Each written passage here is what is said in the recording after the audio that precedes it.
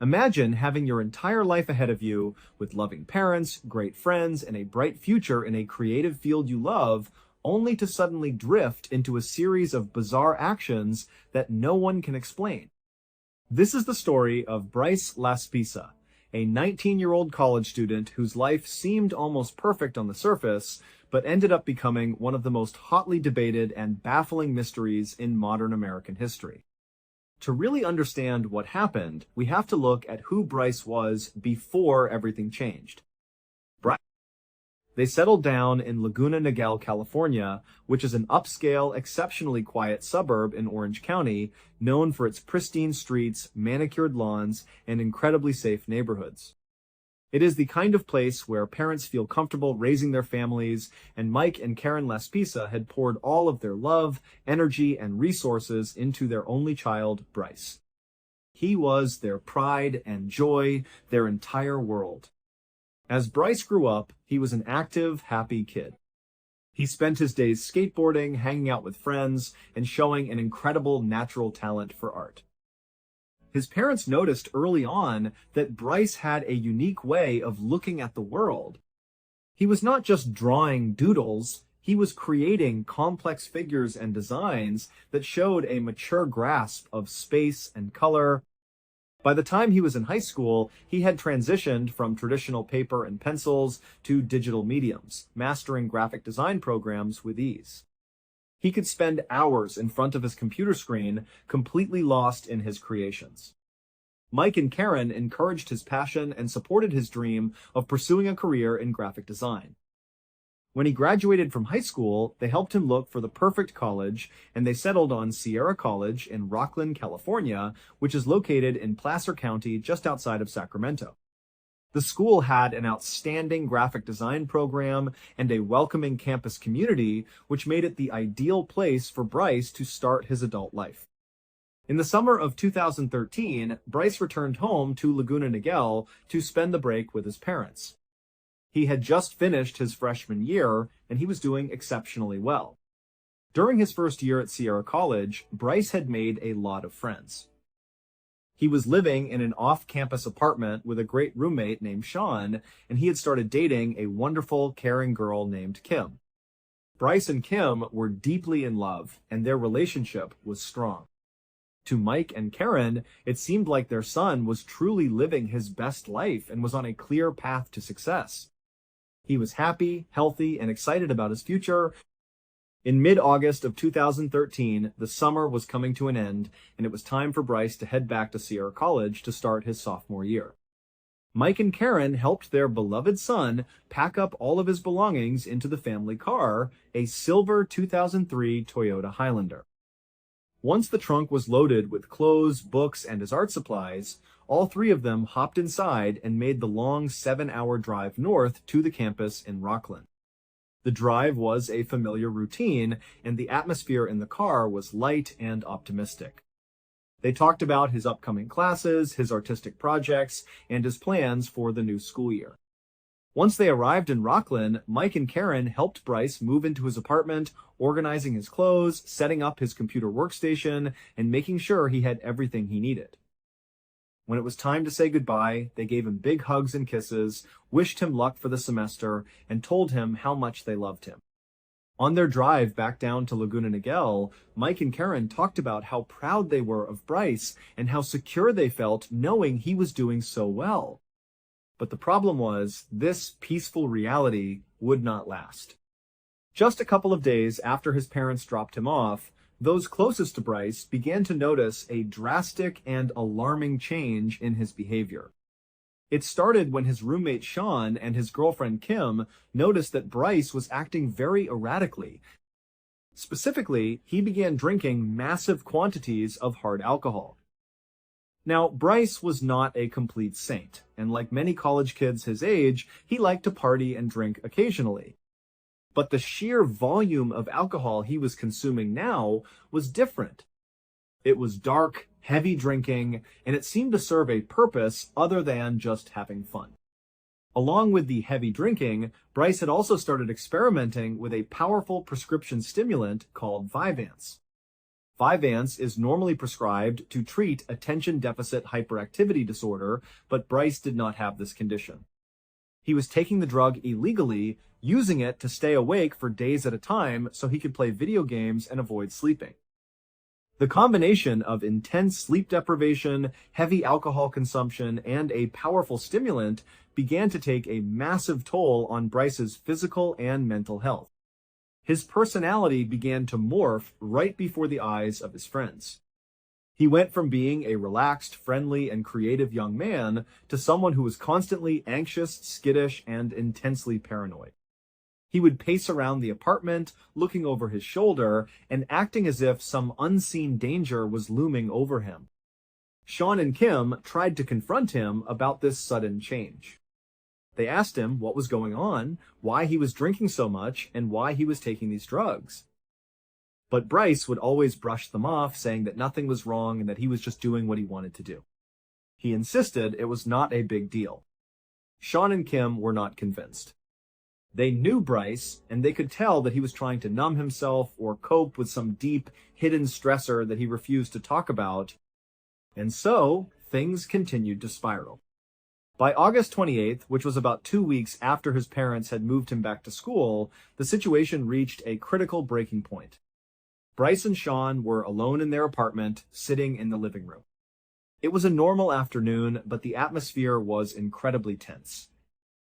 Suddenly, Bryce looked at Sean and said he wanted to give him something. He reached up, took his diamond earrings out of his ears, and handed them to Sean. Sean was completely stunned. He knew these earrings were incredibly valuable, and more importantly, they were a gift from Bryce's mother, Karen. Sean tried to refuse, telling Bryce that he could not accept them because they meant too much to him and his family. But Bryce insisted, telling Sean that he wanted him to have them. Before Sean could even process this strange gesture, Bryce stood up, grabbed his Xbox video game console, placed it on the table in front of Sean, and told him to take that as well. At this point, Sean was deeply alarmed. Giving away valuable, personal belongings is a well-known warning sign that someone might be planning to harm themselves or end their life. Sean tried to ask Bryce what was going on, but Bryce ignored the questions and pulled out his phone.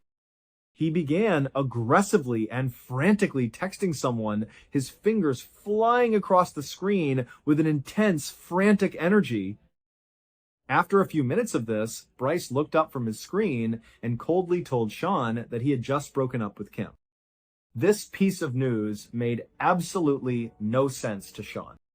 Bryce and Kim were deeply in love, they doted on each other constantly, and they had just been hanging out earlier that day with no signs of trouble.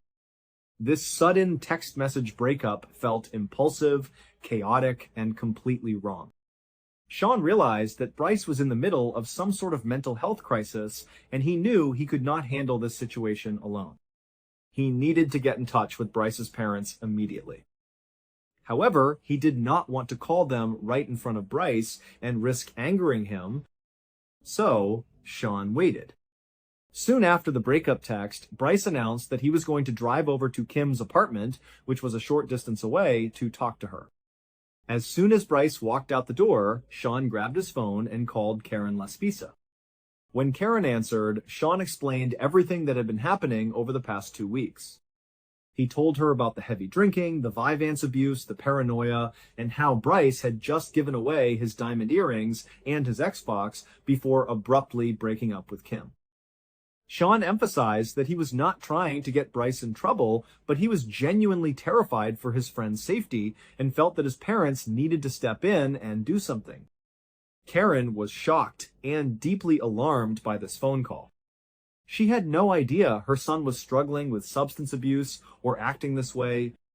She thanked Sean for his honesty and promised to reach out to Bryce immediately. But before Karen could even dial her son's number, her phone rang.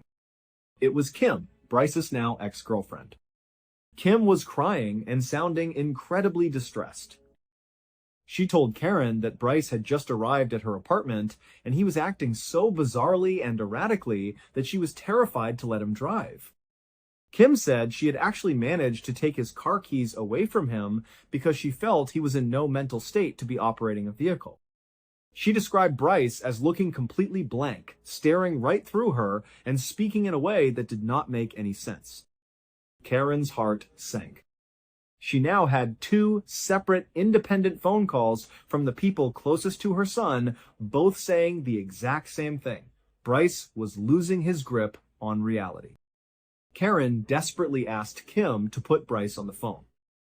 When Bryce finally answered, his voice sounded surprisingly calm and normal, which only made the situation more confusing. Karen asked him what was going on, why his friends were so worried, and why he was at Kim's apartment acting so strangely. Bryce told his mother that Kim was just upset because they had broken up and that she was exaggerating his behavior. He said it was just a messy breakup and that he simply wanted to go back to his own apartment, but Kim was refusing to give him his car keys. He begged his mother to tell Kim to return his keys so he could just leave. Karen was torn. She knew her son was likely downplaying the situation, and she felt a deep sense of dread. She told Bryce that she was going to book a flight and fly up to Rockland first thing the next morning to see him in person and help him. But as soon as she said this, Bryce's demeanor changed. He became incredibly intense and told her absolutely not. He said he had a lot to talk to her about, but he insisted that she must not come up there until they had that conversation. Karen asked him what he needed to talk about, but Bryce refused to elaborate, saying only that they would talk later. This cryptic refusal to explain himself was highly uncharacteristic of Bryce, who had always been very open and honest with his parents. Feeling desperate, Karen handed the phone to her husband, Mike, hoping he could get through to their son. Mike spoke to Bryce, asking him if he was okay and what was happening. Bryce repeated the same story, claiming he had just broken up with his girlfriend and needed his keys so he could go home. From Mike's perspective, Bryce sounded completely coherent and calm. Mike believed that perhaps the situation was just a typical emotional reaction to a difficult breakup, and that his friends might be overreacting out of concern. Mike told Karen that they should probably just have Kim give Bryce his keys back so he could go to sleep in his own bed and they could sort everything out the next day. Reluctantly, Karen agreed. She got back on the phone, spoke with Kim, and asked her to return the keys to Bryce. Kim complied, and Bryce left her apartment. At around 11:30 that night, Karen called Bryce one more time to check on him. He was in his car, and she told him to go straight home and to call her the moment he walked through his apartment door so she would know he was safe. Bryce promised he would.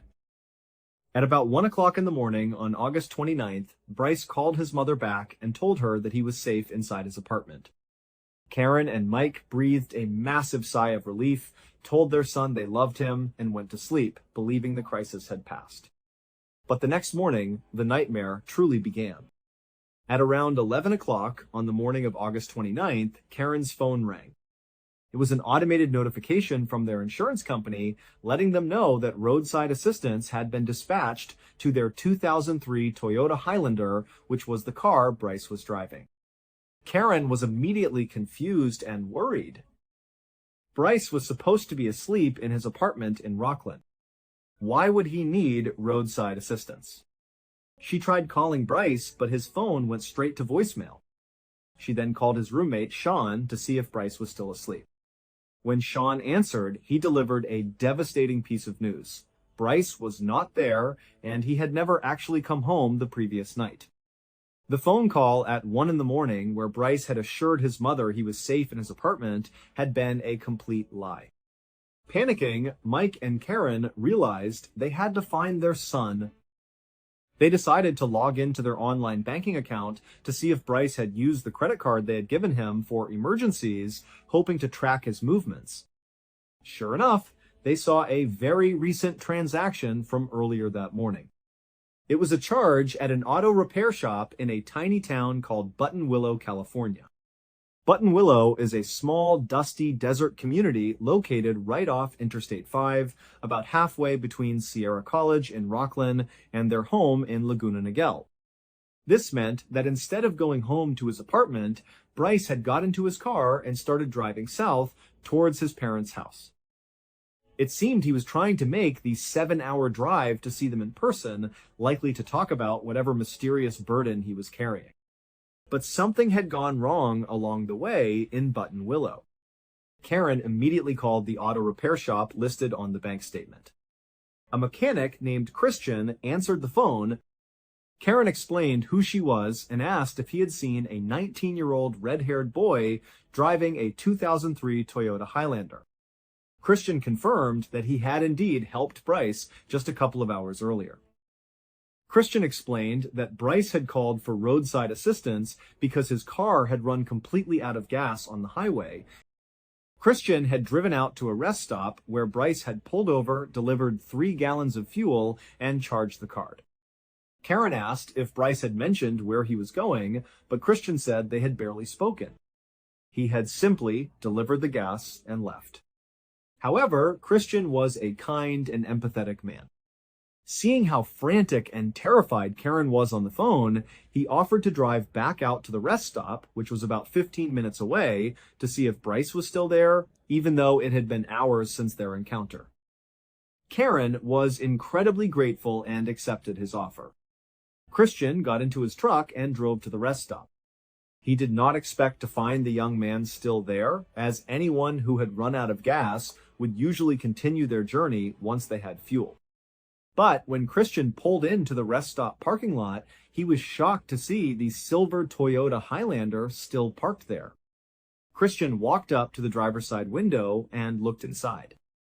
Bryce was sitting in the driver's seat, his hands on the steering wheel, staring completely blankly out the windshield into the empty desert landscape. He looked like he was in a trance. Christian knocked on the window, which startled Bryce.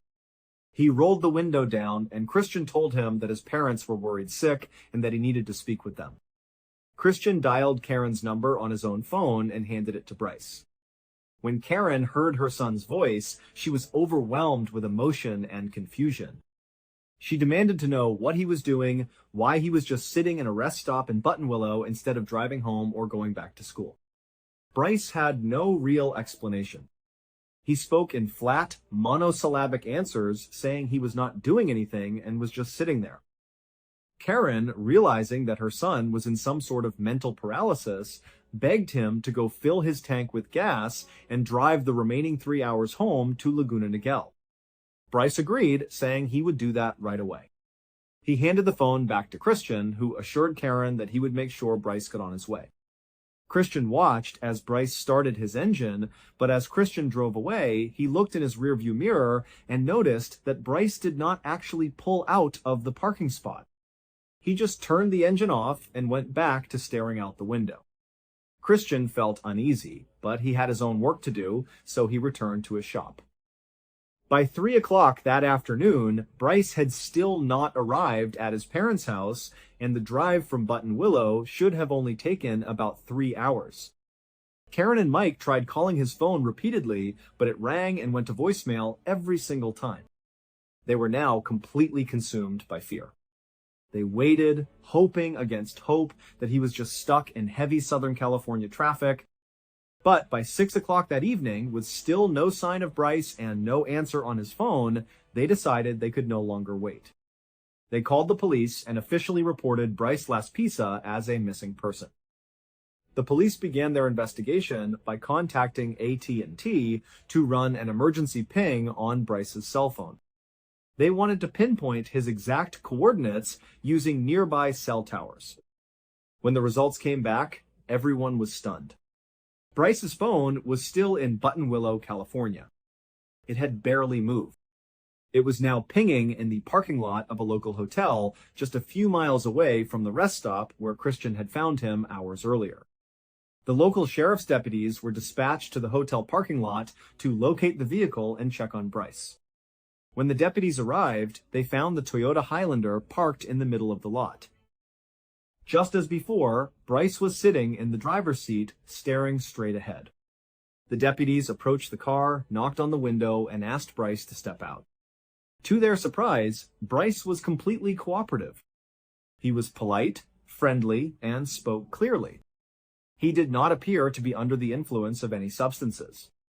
The deputies conducted a series of field sobriety tests, which Bryce passed with ease. They asked him if they could search his vehicle, and Bryce calmly gave them permission. The deputies thoroughly searched the SUV, but they found absolutely no drugs, no alcohol, and nothing illegal or suspicious. When they asked Bryce what he was doing, just sitting in a parking lot all day, he shrugged and said he was just passing the time and resting.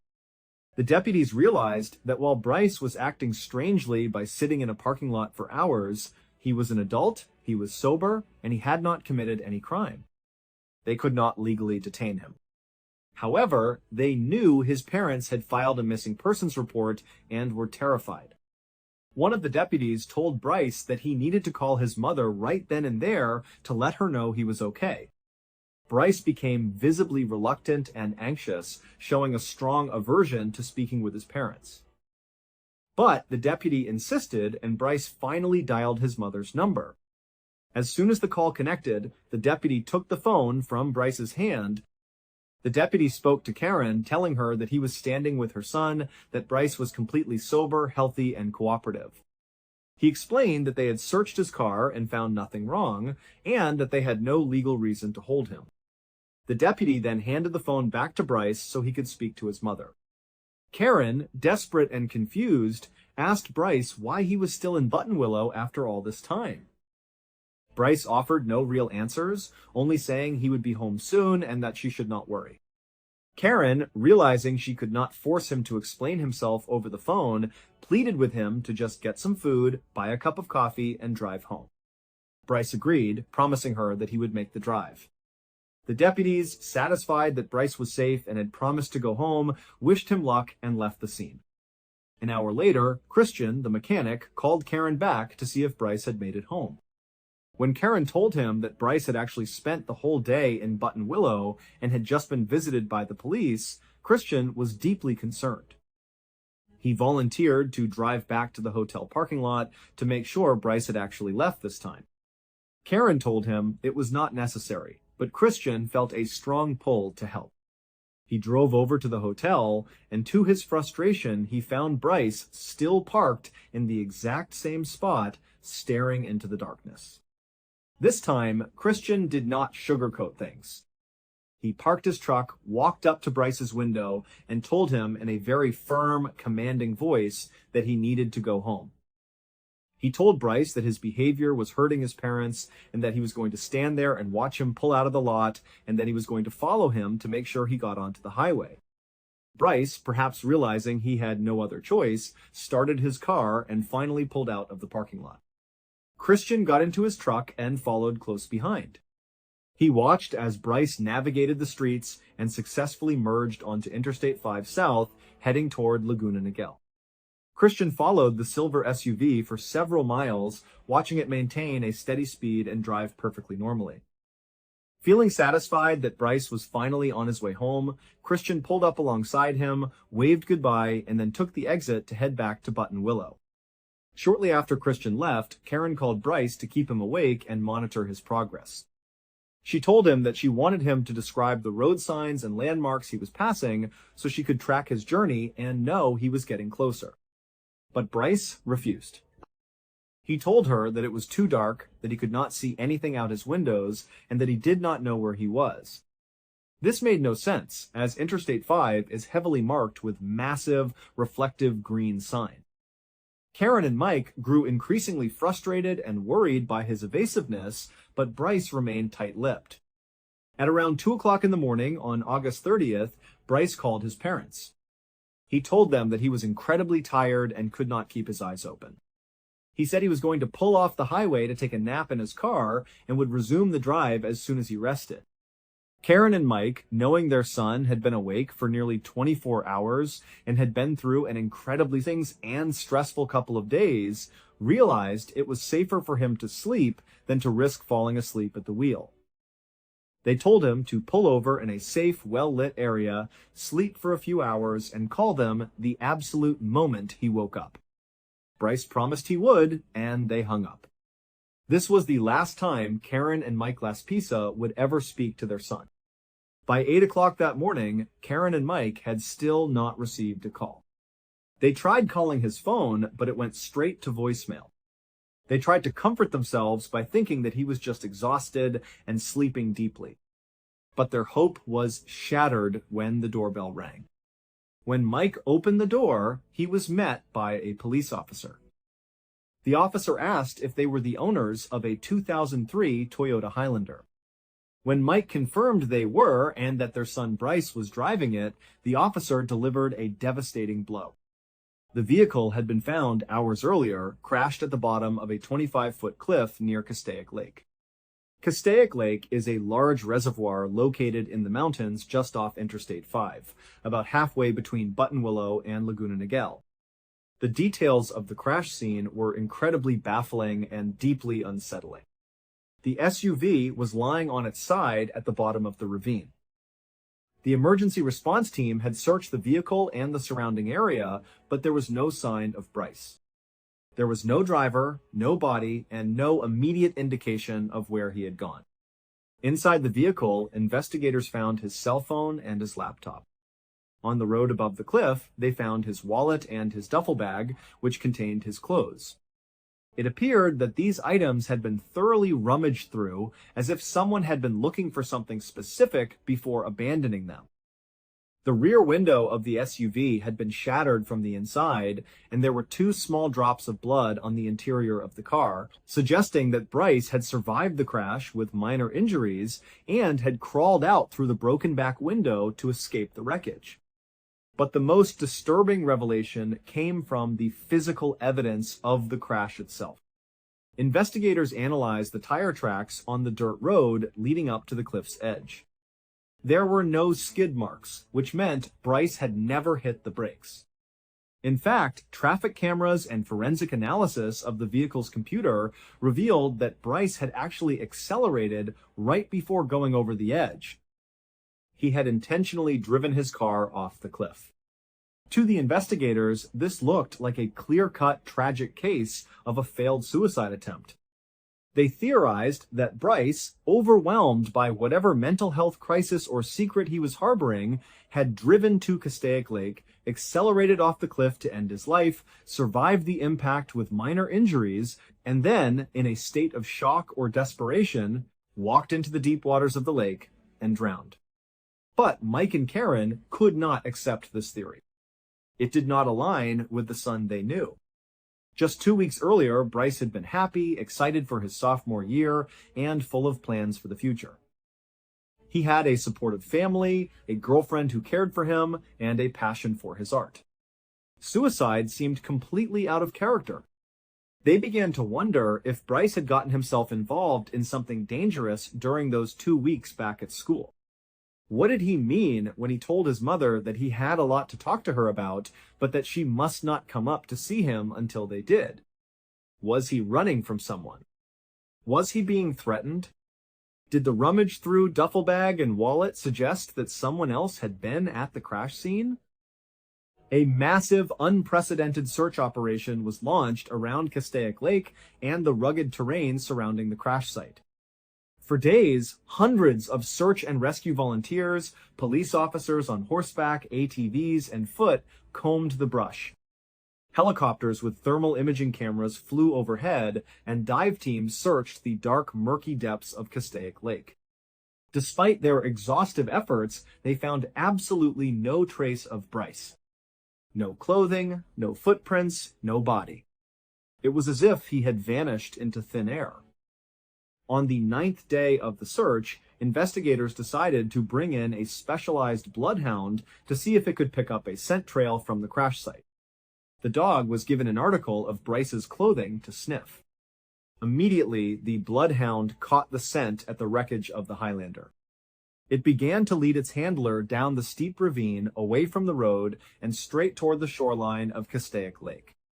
The dog then followed the shoreline until it reached a massive concrete dam and bridge that spanned across the water. It crossed the bridge, its nose glued to the ground, and continued down a dirt access road on the other side. The scent trail led all the way to a busy truck stop located near the highway. And then, right in the middle of the truck stop parking lot, the bloodhound stopped. It began circling, indicating that the scent trail had gone completely cold. The investigators were stunned. To ensure this was not a mistake or a false lead, they brought in a second, completely independent bloodhound that had not been involved in the first search. This second dog was given Bryce's scent, and it proceeded to follow the exact same path. It went from the crash site down to the lake, across the dam and bridge, down the access road, and directly to the truck stop, where it also stopped. This physical evidence completely shattered the simple suicide by drowning theory. Bryce had survived the crash, climbed up the ravine, walked a significant distance around the lake, crossed the bridge, made his way to a truck stop, and from there his scent vanished. This strongly suggested that he had gotten into a vehicle either by hitchhiking, being picked up by someone he knew, or perhaps being abducted. Despite this incredible breakthrough, the lead went completely cold. Investigators checked the surveillance cameras at the truck stop, but they were of low quality and did not show anyone matching Bryce's description getting into a truck or car. There were no records of hitchhikers being picked up, and none of his friends or family had been contacted by him. After 3 weeks of intensive searching and investigation with no new leads and no sign of life, the official search for Bryce Laspisa was called off. In the years since his disappearance, several prominent theories have emerged, each trying to make sense of the bizarre and contradictory evidence. The first theory is that Bryce was indeed experiencing a severe, drug-induced psychotic break.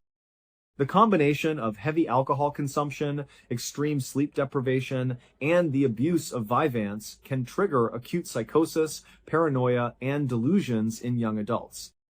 Proponents of this theory believe that Bryce's erratic behavior, his refusal to go home, his long periods of sitting in parking lots staring into space, and his decision to drive off the cliff were all the result of a complete loss of touch with reality. They suggest that after surviving the crash, confused, disoriented, and perhaps suffering from a traumatic brain injury or amnesia, he wandered away, reached the truck stop, and either hopped onto a truck or wandered into the wilderness where he eventually perished, or is living as an unidentified person, unaware of his own identity. The second theory is that Bryce intentionally staged his disappearance to start a new life off the grid. According to this theory, Bryce was facing some immense secret pressure or trouble that he felt he could not escape or face his parents with. Perhaps he had run into financial trouble, was involved in illegal activities, or simply wanted to escape the expectations of his life. By giving away his prized possessions, breaking up with his girlfriend, and driving off a cliff, he may have been trying to make everyone believe he was dead so that no one would look for him. He then walked to the truck stop, caught a ride with a long-haul trucker, and fled to another part of the country to start over with a new identity. However, his parents strongly reject this idea, stating that Bryce loved his family deeply and would never subject them to the agonizing, endless pain of not knowing if their only child is alive or dead. The third, and perhaps most sinister theory, is that Bryce was a victim of foul play. Supporters of this theory point to the rummaged-through duffel bag and wallet found on the road above the crash site. They suggest that Bryce may have been running from someone or trying to meet someone in Buttonwillow, which would explain his reluctance to leave that small town. Perhaps he was being followed, and the crash was not a suicide attempt, but the result of him being chased off the road. They believe that after he escaped the wreckage, he was intercepted by those who were pursuing him, or perhaps he met a dangerous individual at the truck stop who took advantage of his vulnerable, injured state, leading to his demise. For Mike and Karen Laspisa, the passage of time has brought no peace, only a lingering, heavy silence filled with unanswered questions. They have spent over a decade searching for their son, keeping his story alive in the media and hoping for a miracle. Every day, they are forced to live with the haunting memory of those final, agonizing phone calls, wondering what it was that Bryce so desperately needed to tell them and why he could not just make it home. The silver Toyota Highlander at the bottom of the cliff remains a tragic monument to a young life interrupted, and the silent waters of Castaic Lake hold their secrets close. To this day, the case of Bryce Laspisa remains open, but the physical trail has gone completely cold. There are no active search parties in the mountains, no new scent tracks for the bloodhounds to follow, and no fresh credit card transactions to trace. What started as a promising college sophomore preparing for his future dissolved over the course of 2 weeks into an absolute mystery. Every small town along Interstate 5, every rest stop, every dusty parking lot where Bryce sat staring into space serves as a quiet reminder of those final hours. Investigators still look at the case files, hoping that one day a new witness will come forward, or that someone who was at that Buttonwillow truck stop on the morning of August 30th, 2013, will remember seeing a 19-year-old red-haired boy with a unique tattoo looking lost and disoriented. The impact of Bryce's disappearance on his family is immeasurable. Mike and Karen have dedicated their lives to finding answers, creating social media pages, speaking to news outlets, and working with private investigators. They have had to navigate the cruel duality of holding on to hope while simultaneously facing the stark reality of the crash scene and the cliff. They often look back at the photos taken during that summer of 2013 when Bryce was laughing, painting, and enjoying his time in Laguna Niguel.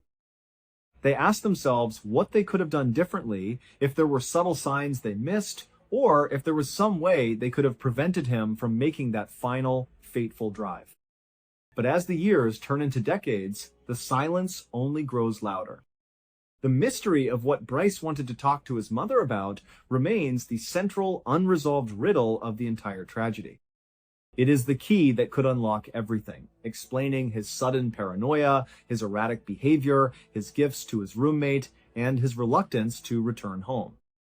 It is a secret that Bryce took with him when he climbed out of the shattered back window of his Highlander and walked down the access road toward the truck stop. The story of Bryce Laspisa is a cautionary tale about how quickly a life can change, how fragile our sense of security can be, and how some secrets are so heavy they can pull a person completely off their course. It is a narrative that continues to capture the imagination of millions of people around the world, all hoping that one day the truth will finally be revealed and that Mike and Karen will finally get the peace and the answers they have been desperately searching for.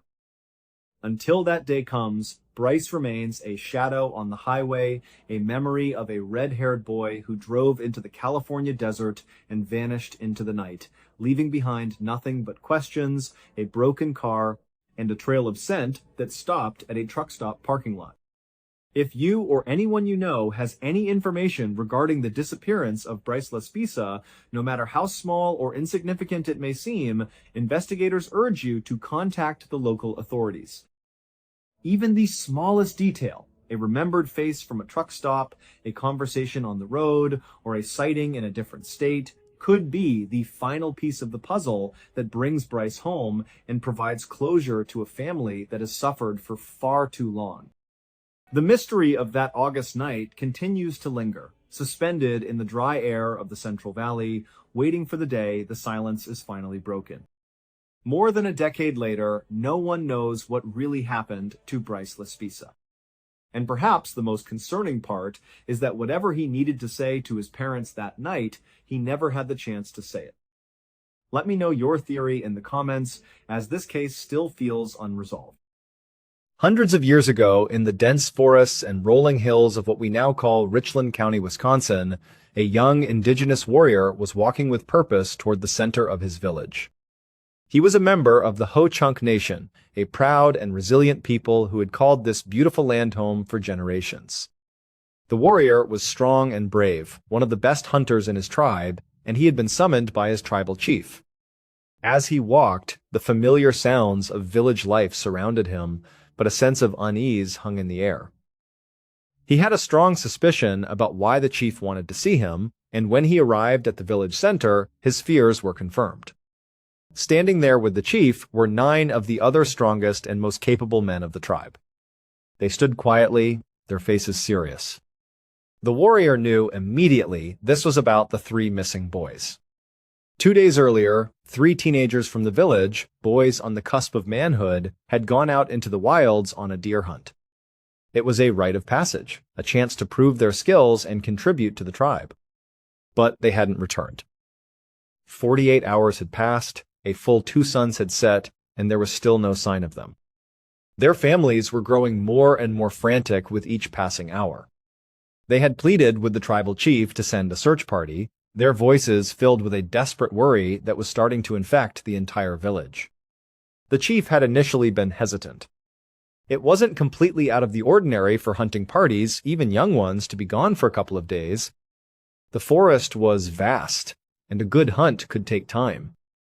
But the families insisted they had a bad feeling, a deep, gnawing sense that something was terribly wrong. Finally, after 2 full days of waiting, the chief agreed. It was time to act. And so, here was the young warrior standing before his chief and the 9 other men. The chief looked at him with trust and respect and asked him to lead the search effort. He would be in charge of this party of 10, responsible for finding the boys and bringing them home safely.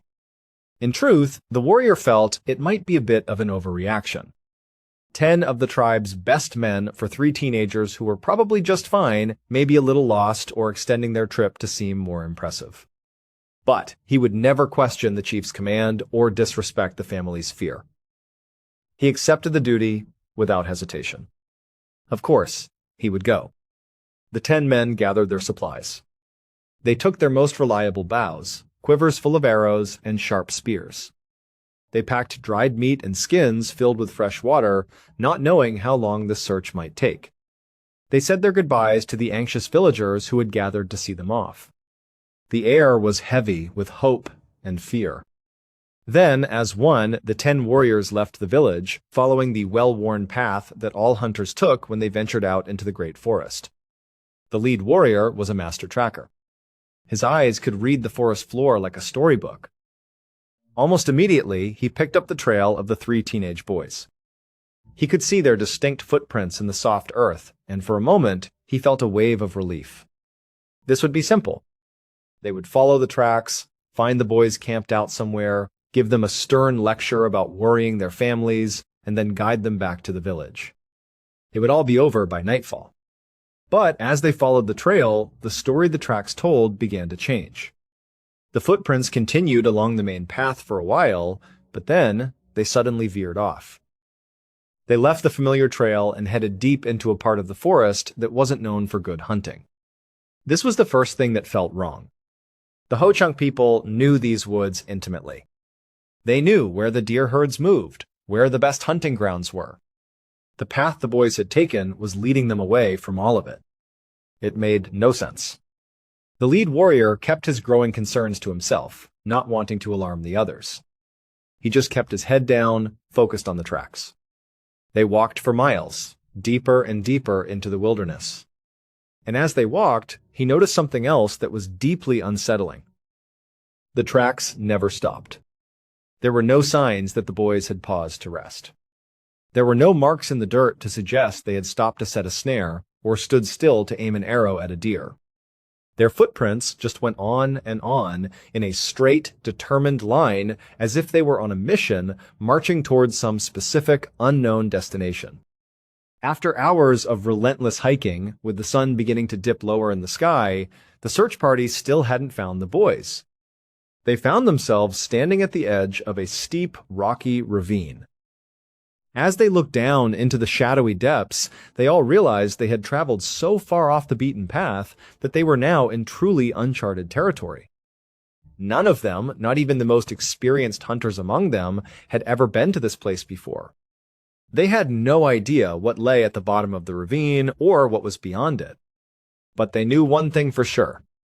The tracks of the 3 teenage boys led directly down the steep slope and into the ravine.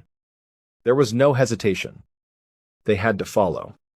So, carefully, the 10 warriors made their way down the treacherous incline. When they reached the bottom, the dense canopy of trees opened up into a small clearing. And there, right in front of them, was the dark, gaping mouth of a cave. The tracks led straight to it. They went into the blackness, but there were no tracks coming back out. For reasons they could not possibly understand, the three boys had hiked all this way into this unknown place and had walked into this cave. And they were, presumably, still inside. The warrior and his men approached the entrance cautiously, the air growing colder as they got closer. Even standing right at the mouth of the cave, they couldn't see anything. It was a void of absolute darkness. It was clearly large enough to walk into, but how far it went or where it led was a complete mystery. They called out the boys' names, but only the flat, dead echo of their own voices came back. A heavy sense of apprehension fell over the lead warrior. He didn't know this cave. He didn't know if the boys were hurt or lost, or if something else was in there with them. A bear, a mountain lion, or something worse. He had to be smart. He couldn't risk his whole team. He made a decision. He turned to two of his men and instructed them to go inside to scout it out. The other 7 men would wait with him at the entrance. The 2 chosen warriors nodded, and without a word, they stepped into the darkness and disappeared from sight.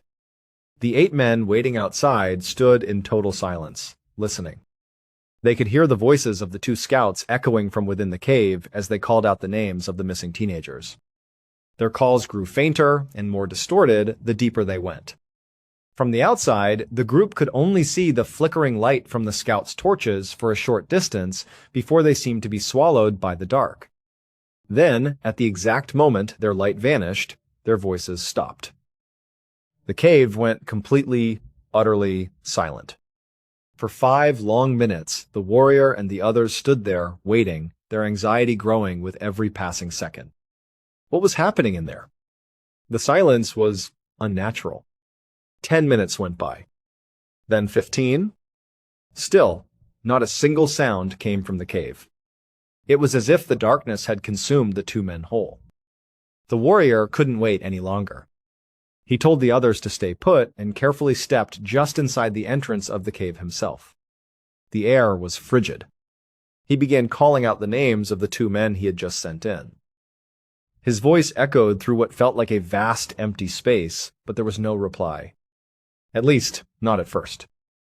Just as he was about to call out again, he heard something. It was a faint sound, coming from deep, deep within the cave. It sounded like a low, mournful wail.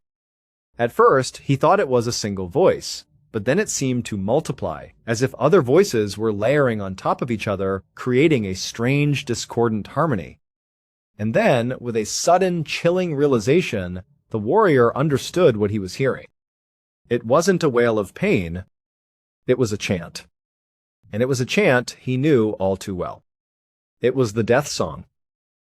It was the sacred, final chant a Ho-Chunk warrior sings only when he knows he is about to die. The moment the other 7 men outside heard it, they knew exactly what it was, too. They surged forward to the mouth of the cave, their faces masks of alarm. "We have to go in," one of them said. "They're in trouble." Something is wrong. Before the lead warrior could give an order, before he could form a plan, 6 of the 7 men charged into the cave. Their loyalty to their brothers overrode everything else. They ran headlong into the darkness, their own voices now echoing as they called out, chasing the sound of that terrible final song. The lead warrior and the 1 man who had stayed back with him stood frozen at the entrance, listening to the chaos. They heard the 6 men running and yelling, their sounds mixing with the haunting reverberation of the death song. And then, just as suddenly as it had started, everything stopped. The chanting ceased. The yelling stopped. The cave was plunged back into that same profound, eerie silence. The lead warrior and the last remaining man were alone, their hearts pounding in their chests. They listened, straining to hear anything, but there was nothing. Just quiet. And then it began again. The rhythmic chanting. The death song. But this time, it was different. It was no longer just a couple of voices. It was a chorus. Dozens of voices, it seemed, all layered on top of each other, chanting the death song in a powerful rhythmic wave of sound that seemed to shake the very ground beneath their feet. The sound poured out of the cave, a horrifying announcement of death on a scale he couldn't comprehend. At that moment, the lead warrior faced an impossible choice. Every part of his being, every rule of their warrior code, screamed at him to go in there, to fight for his men, to die with them if he had to. But another part of him, a logical, cold part, knew the truth. Something evil was happening inside that cave. If he and the last man went in, they would not come out. Their story would die with them. No one would ever know what happened. And so, in an act that went against every fiber of his soul, he made a decision. As the death song echoed all around them, he and the other man turned their backs on the cave and they ran. They ran for miles, not stopping, not looking back, fueled by terror and grief. They ran all the way back to their village, arriving long after nightfall, breathless and on the verge of collapse. They found the tribal chief and told him everything that had happened. The chief listened, his face grim. He declared that at first light, they would all go back. The entire village. They would go back to that cave, and they would get their people out. The next morning, as the first rays of sunlight pierced the forest canopy, a massive group assembled.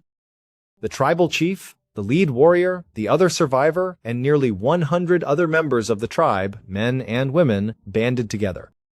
They marched out into the wilderness, a somber and determined procession, retracing the steps back to the ravine, back to that cursed cave. When they arrived, the cave was just as they had left it.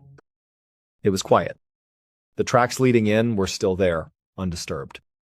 There were still no tracks leading out. Everyone they had lost was still inside. But this time, they had a plan. The lead warrior didn't know how they could possibly succeed, but the chief was confident. He addressed the crowd, his voice steady. "We will not go in as small groups," he announced. "We will not be separated. We will go as one. We will lock hands, all of us, and form a great line. We will never let go of the person next to us. We will walk into that cave together, as one body, and we will find our people." It seemed like a brilliant idea. There was strength in their numbers, strength in their unity. Nothing could happen to them if they were all connected. So, the great human chain was formed. The warrior who had survived the previous day was placed at the very front of the line. The lead warrior was second, his hand gripping the first man's tightly. Behind him, stretching all the way out of the cave, was a line of nearly 100 people, all holding on to each other. When everyone was ready, they began to move forward, a single shuffling entity stepping into the cold darkness. They walked slowly, cautiously. After about 50 feet, the cave passage made a sharp turn to the right. As the front of the line rounded the corner, they were plunged into absolute pitch-black darkness. No light from the entrance could reach this far. The lead warrior couldn't see a thing, not even his own hand in front of his face. All he could feel was the tight grip of the man in front of him and the man behind him. He squeezed their hands back, a silent promise that they were in this together. The man at the front of the line kept calling out the names of the lost, his voice swallowed by the immense blackness. As they shuffled deeper, the walls of the cave seemed to press in on them, the air growing thick and heavy. And then they heard it. From somewhere in the deep, the death song began again. It started low, a soft, rhythmic chant, but it grew steadily in volume and intensity until it was a booming, deafening chorus that echoed off the walls and vibrated in their chests. Panic began to ripple down the line, but there was nowhere to go. They were deep inside, trapped in the dark, with that horrible sound. The lead warrior held on as tightly as he could, trying to be an anchor of calm for the others. He tried to keep moving forward. But then, he felt it. The hand of the man in front of him, the leader of the line, suddenly went slack. It just slipped out of his grasp. The lead warrior lunged forward into the blackness, his hand grabbing at empty air. The man was gone. There was no scream, no sound of a fall, nothing. He had simply vanished. The lead warrior was now at the front of the line. He wanted to stop, to scream for everyone to turn back, but he felt a strange, irresistible force pulling him forward, deeper into the cave. It was a compulsion he couldn't fight. And then, to his absolute horror, he felt his own mouth open.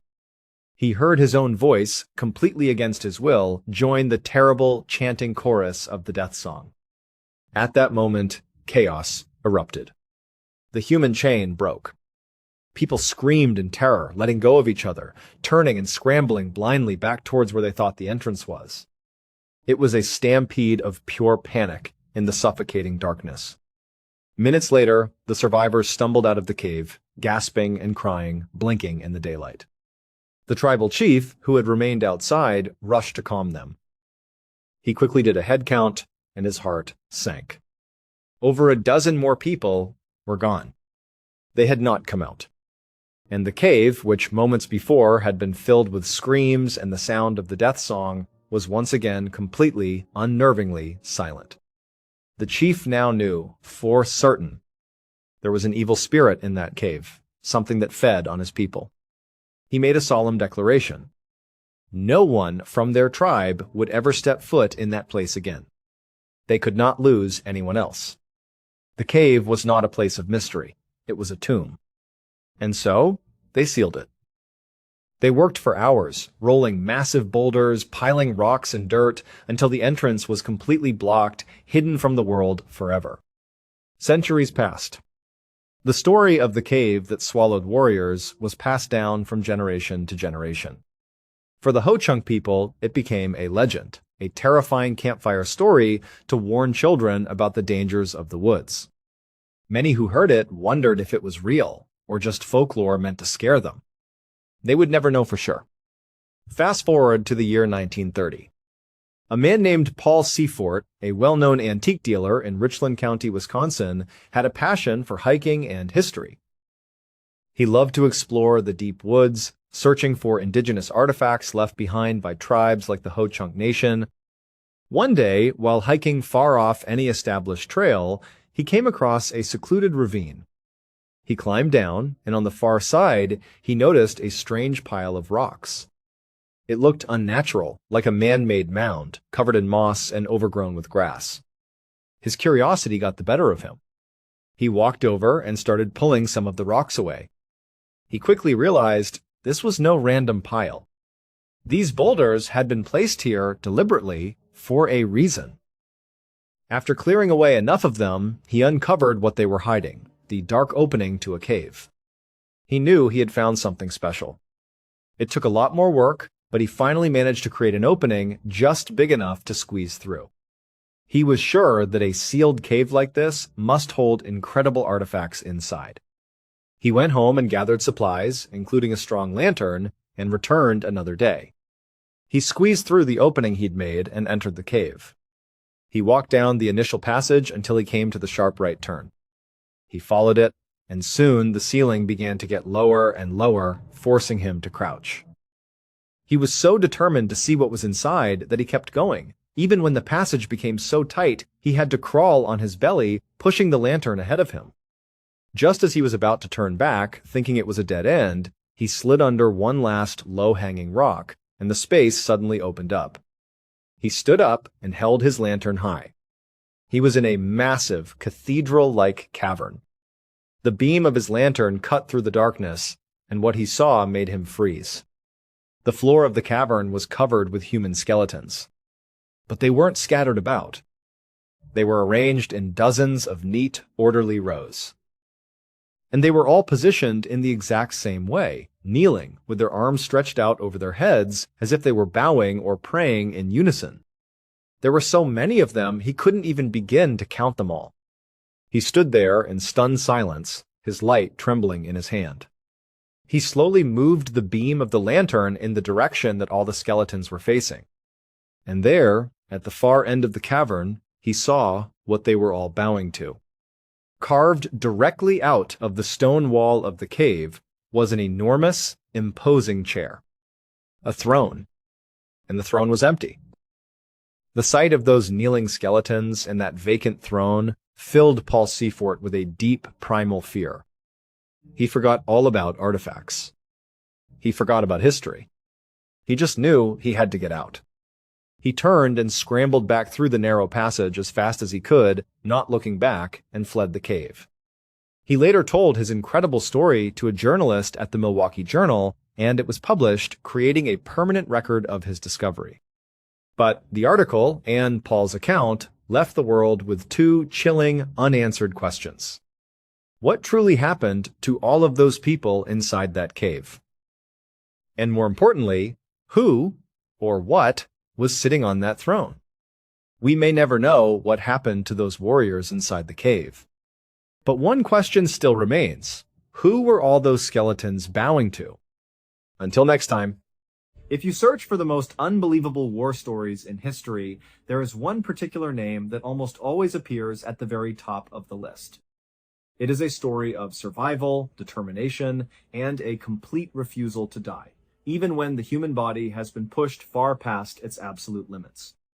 To understand how this incredible story unfolded, we have to go back to South Texas in the year 1935.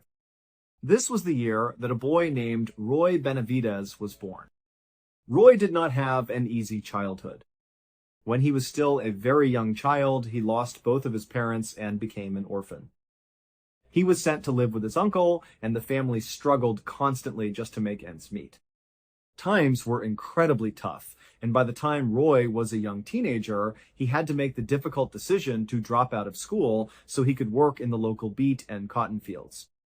He spent long, grueling hours doing hard physical labor just to help support his family.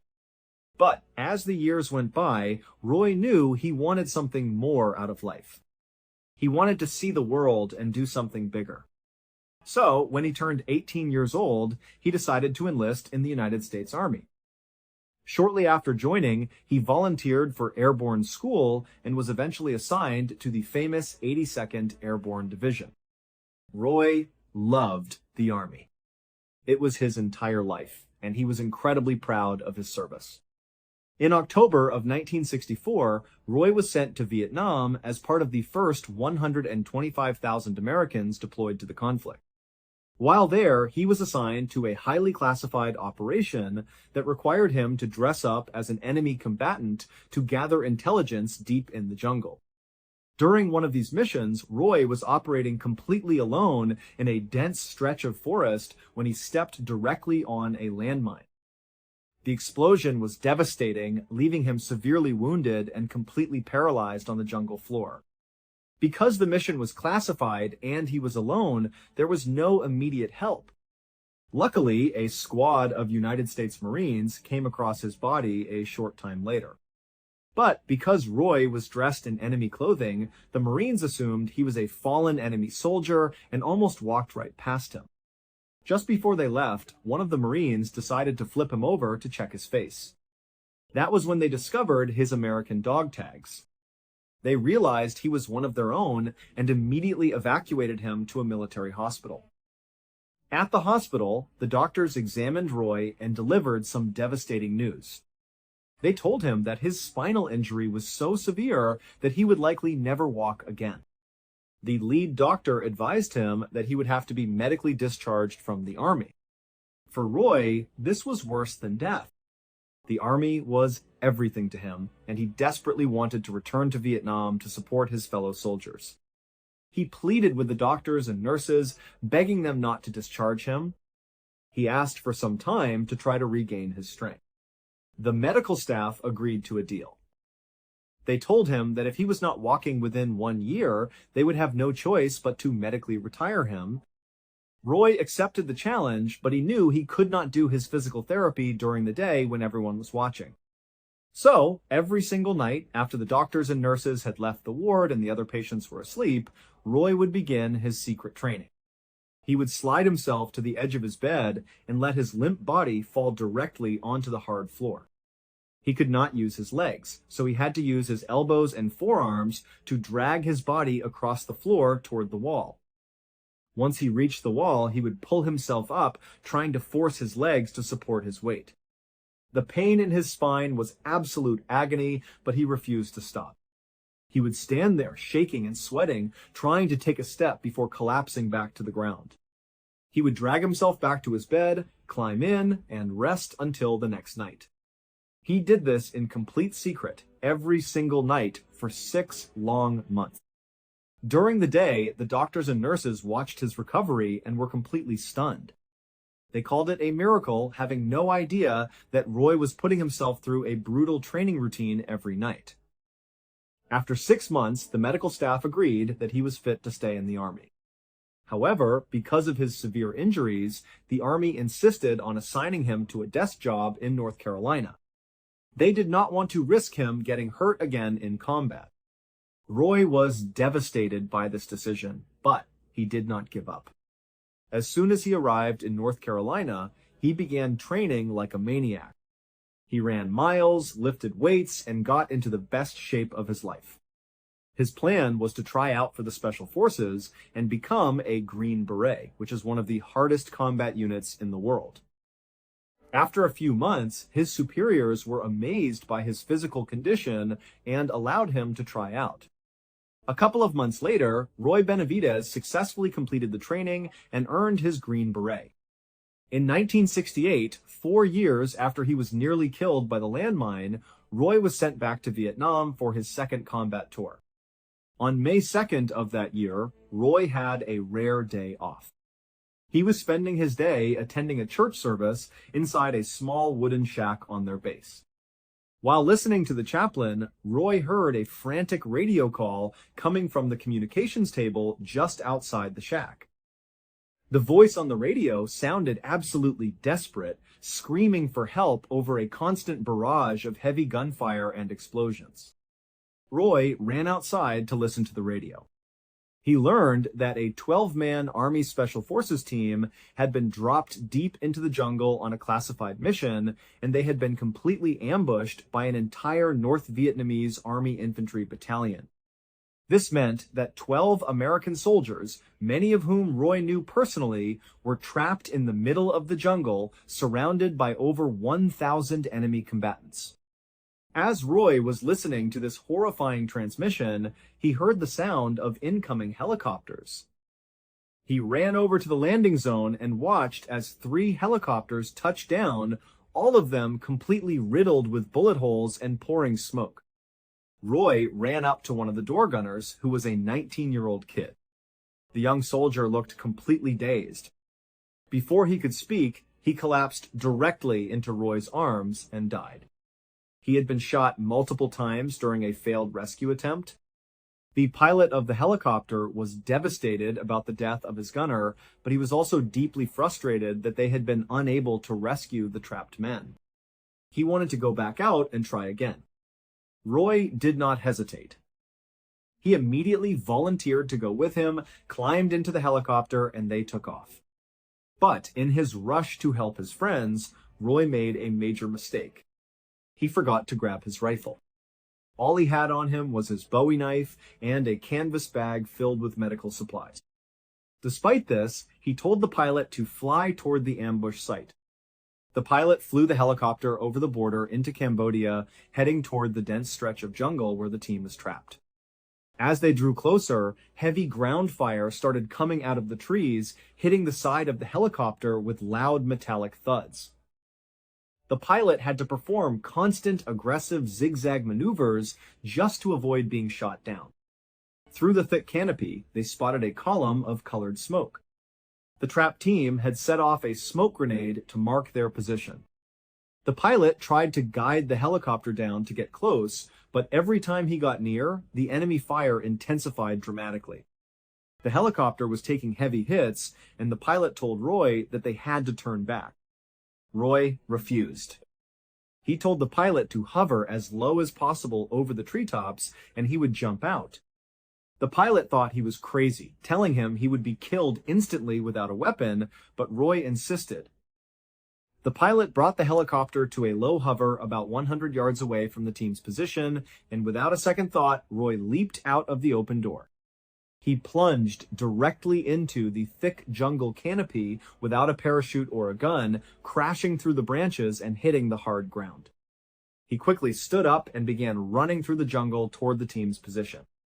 The enemy soldiers were so shocked to see an unarmed American running through the forest by himself that they hesitated to fire. But when they finally did open fire, Roy was hit in the face and the back of his head by bullets. A grenade detonated right behind him, sending shrapnel tearing into his back and legs. Despite the severe pain and the blood pouring down his face, Roy kept running until he finally reached the perimeter where the trapped Special Forces team was holding out. When Roy reached the team, he found them in an absolutely horrific situation. They were huddled behind a few large trees, trying their best to return fire, but bullets were flying in from every direction. Out of the 12 men, 4 were already dead, and the remaining 8 were all critically wounded. One of the most able-bodied men left alive had been shot in the head, losing one of his eyes completely, and his other eye was so swollen and filled with blood that he could barely see. He was fighting to stay conscious, blindly firing his weapon in the general direction of the enemy. Roy immediately ran over to him, pulled him down behind cover, and gave him a shot of morphine to ease his pain. Roy then repositioned the soldier, pointing him in the right direction and telling him exactly where to aim so he could continue to defend their position. Under a non-stop storm of enemy bullets, Roy got down on his stomach and began to low crawl through the dirt to reach each of the other wounded team members. One by one, he checked their wounds, administered morphine, and began the agonizing task of dragging them through the dirt to a slightly safer area that offered better cover. He had spotted a small clearing nearby and believed that if the helicopter pilot was brave enough, they might be able to land there to get the survivors out. During one of his trips back to the original ambush site to search for more survivors, Roy noticed something he had missed. He had not done a proper head count initially and did not realize that 2 members of the team had been completely cut off from the main group. They were pinned down in a small hollow, and the enemy was closing in on them. Roy knew he had to act fast, but he still did not have a weapon. He looked around and saw the body of a dead enemy soldier.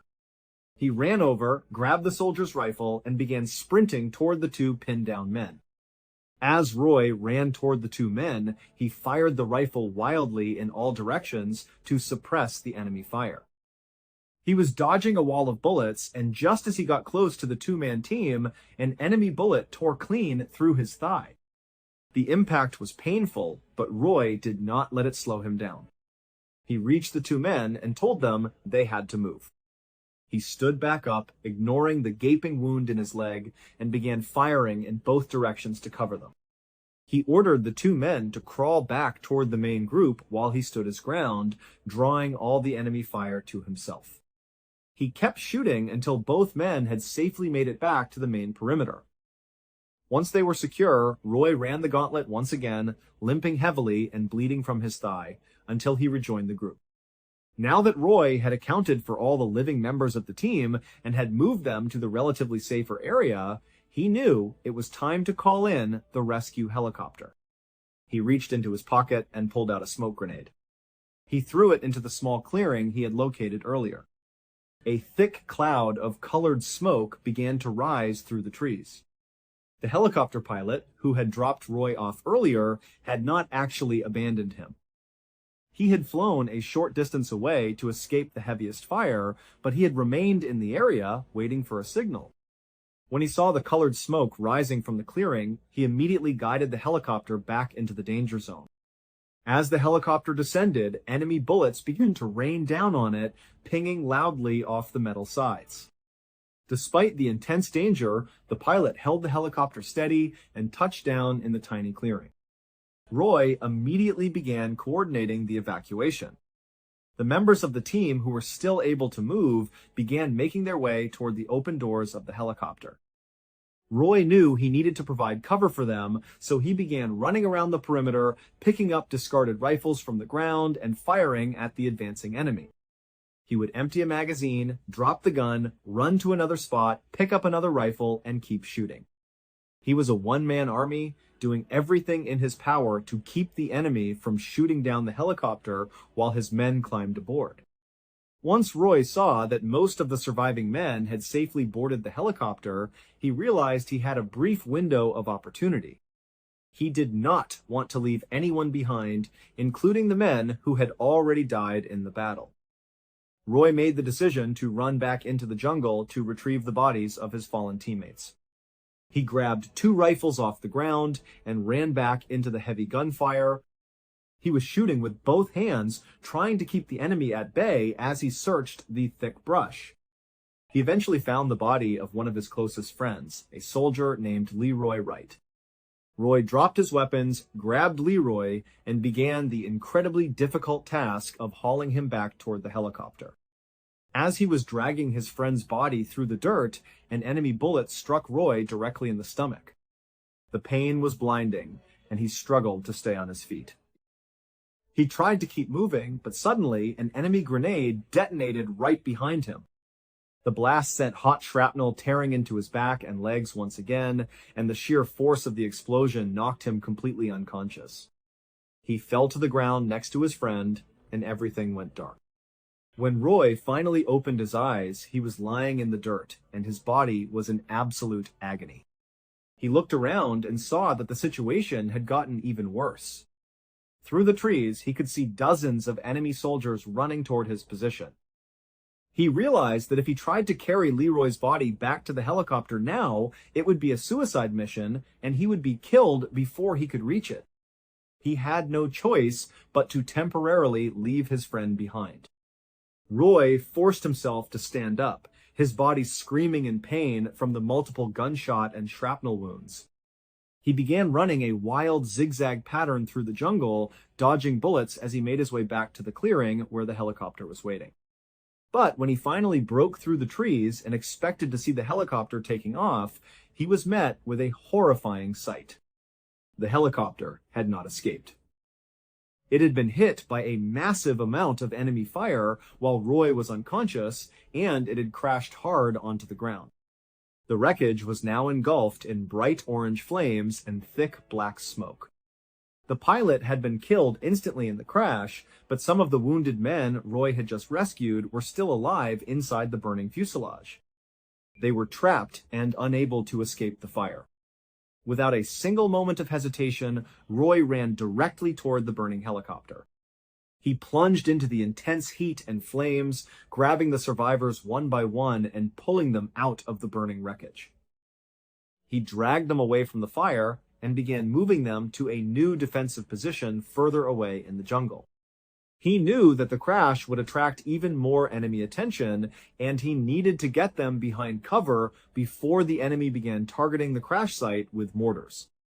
Roy managed to get all of the survivors to a new, relatively secure area, but as he looked around, he knew they were in extreme danger.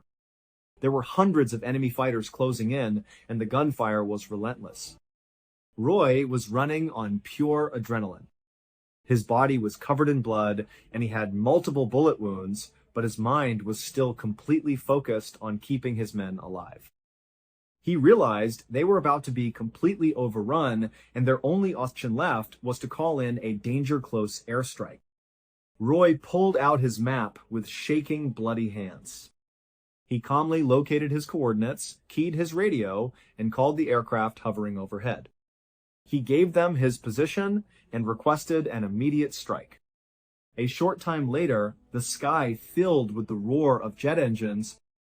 Roy watched as a beautiful precision napalm strike hit the jungle floor just yards away from his position. The intense heat washed over them, but the fire did not touch his men. It completely incinerated the enemy forces that were advancing. Roy did not stop there. He continued to coordinate with the pilots, calling in multiple gun runs that shredded the enemy lines while leaving his own team untouched. For a short time, the airstrikes succeeded in keeping the enemy at bay. But eventually, the aircraft had to leave. The enemy immediately renewed their attack, and Roy was shot in his other leg. Believing they were about to be overrun, Roy crawled to each of his teammates and gave them a final shot of morphine to ease their pain. Suddenly, another rescue helicopter arrived, opening fire on the enemy. Roy dragged himself up once again and began carrying his teammates over to the helicopter. After he got the last of the survivors on board, he turned and saw 2 more teammates who had fallen down further back in the trees. He ran to help them, but an enemy soldier jumped out of the brush and hit Roy in the chest with his rifle butt, fracturing his skull and breaking his jaw. The soldier then stabbed Roy repeatedly with his bayonet. Roy managed to grab the bayonet, pull it out of himself, and kill the soldier with his Bowie knife. He then dragged the 2 remaining men to the helicopter, shooting 2 more enemy soldiers along the way. Roy was the last man to climb aboard as the helicopter lifted off into the sky, leaving the blood-soaked jungle behind. During the long helicopter ride back to the base, Roy was in absolutely horrific physical shape. He was bleeding profusely from dozens of separate wounds, and his abdomen had been sliced open so badly by the bayonet that he had to use his own hands to physically hold his intestines inside his stomach. He was completely silent, unable to move or speak, operating only on the absolute last remnants of his willpower. When the helicopter finally touched down at the medical base, the doctors and nurses rushed forward to unload the casualties. When they lifted Roy off the aircraft, they saw a body that was completely destroyed. Roy had a total of 37 separate wounds on his body, including multiple gunshot entry and exit wounds, deep bayonet punctures, and countless pieces of shrapnel embedded in his flesh. The medical staff checked for a pulse, but they could not find one. They listened for a heartbeat, but there was only silence. Roy was not breathing, and his body was cold. Believing there was absolutely nothing they could do, the doctors officially declared Roy Benavidez dead on the spot. His body was placed inside a heavy rubber body bag, and a doctor began to zip it closed. But Roy was actually still conscious. He was completely paralyzed by shock and blood loss, and he could not speak because his jaw had been shattered by the rifle butt. His eyes were also completely sealed shut by the dried blood that had poured down his face. He knew that if he did not find a way to let them know he was alive, he would be buried alive in that body bag. As the doctor pulled the zipper up toward his face, Roy gathered every single ounce of strength left in his body. He forced a small amount of saliva into his mouth and spit directly into the doctor's face. The doctor stopped zipping the bag in complete shock. He wiped his face, realized what had happened, and immediately ordered the medical team to get Roy out of the bag and onto an operating table. Unbelievably, Roy Benavidez had survived. He was prepped for emergency surgery, and once stabilized, he was flown to Japan for intensive care. After spending some time there, he was transferred to a military hospital in Texas, where he spent a year rehabbing from his severe injuries. Roy was immediately given the Distinguished Service Cross and was put in for the Congressional Medal of Honor, which is the military's highest award for valor. However, the paperwork took a very long time to be approved by the Department of Defense. Roy was not actually given the Congressional Medal of Honor until 1981, when President Ronald Reagan finally presented it to him during a special White House ceremony. Of the 12 men that were trapped in that jungle, 8 would survive, all thanks to Roy Benavidez. Roy passed away in 1998 as a result of complications from diabetes. He was 63 years old. His story of sheer survival and ultimate loyalty remains one of the most incredible tales of human determination ever told. He proved that even when the situation is completely hopeless, the human spirit can overcome any obstacle. Thank you so much for watching. Let me know what you thought of today's episode in the comments. And remember, we have a whole playlist of true crime episodes ready for you to binge right now. Until next time. See ya. Bill Vale has always been an incredibly scientifically minded person. He's the kind of guy who trusts data, logic, and proven facts. He's had technical jobs his entire life, jobs that required precision and a clear analytical mind. For 15 years, he worked for NASA as a robotics engineer. He even spent some time as a pilot for NASA. If you ask his family and friends, they'll tell you with respect that Bill sort of lacks an imagination. He's not a creative person. He's pragmatic, he's to the point, and he's all about facts. He doesn't have time for anything that can't be explained or proven. In 2002, Bill's life took an unexpected turn. He and his wife separated, and the change caught him completely off guard. It threw him into something of a midlife crisis. For years, his work at NASA had been the most fulfilling part of his life, but now, with his family life crumbling, a huge void opened up. He started questioning everything. He looked around and thought, what am I even doing all this for? I don't have a family anymore. So, he made a big decision. He decided to move back to his hometown of Arlington, Texas, where his younger brother lived. He needed a fresh start, a way to reset his life. Once he got to Arlington, things started to feel a little bit better. Having family around made him feel less lonely. He wasn't sure what he wanted to do with his career long term, so he took a job at his brother's water purification company. It was a way to keep busy, to do something productive while he figured out his next steps. It was a big change from being a robotics engineer at NASA, but he found that working day in and day out with his brother was comforting. It was exactly what he needed at that moment in his life. He was just settling in, trying to build a new routine for himself. Bill had only been living in Arlington for a couple of months and had been at the water purification company for just a few weeks. One Saturday, a house call came into the company. It was late in the day, and nobody really wanted to take it. Bill saw it as an opportunity. He figured he'd take one for the team, make a good impression on his new coworkers. So, he volunteered for the job.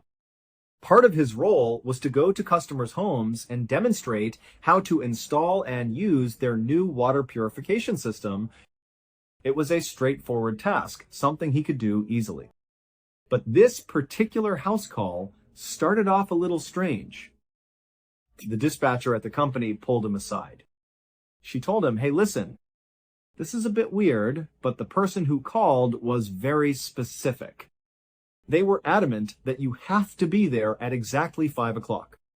Not a minute earlier, not a minute later. It was only about 3 in the afternoon at that point.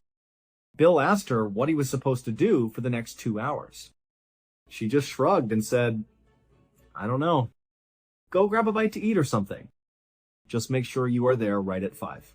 So that's what he did. He thought it was an odd request, but a customer is a customer. He drove around for a while, killed some time, and then parked his car down the street from the address. He watched the clock. A couple of minutes before 5, he got out of his car and started walking over to the property. It was a big brick house. As he walked up the path, right around 4:59 p.m., he started to hear something. He could hear screaming coming from inside the house. As he got closer to the front door, he could tell it was slightly ajar, not fully latched. The sound was a woman's voice, and it sounded like she was screaming, "Get out of here!" Bill didn't really know what to make of it. He had a job to do. So, he walked up to the steps, and even though the door was already open, he knocked. Now, standing right there, he could clearly hear through the crack in the door that someone inside was screaming over and over again. He hesitated for a moment. He listened.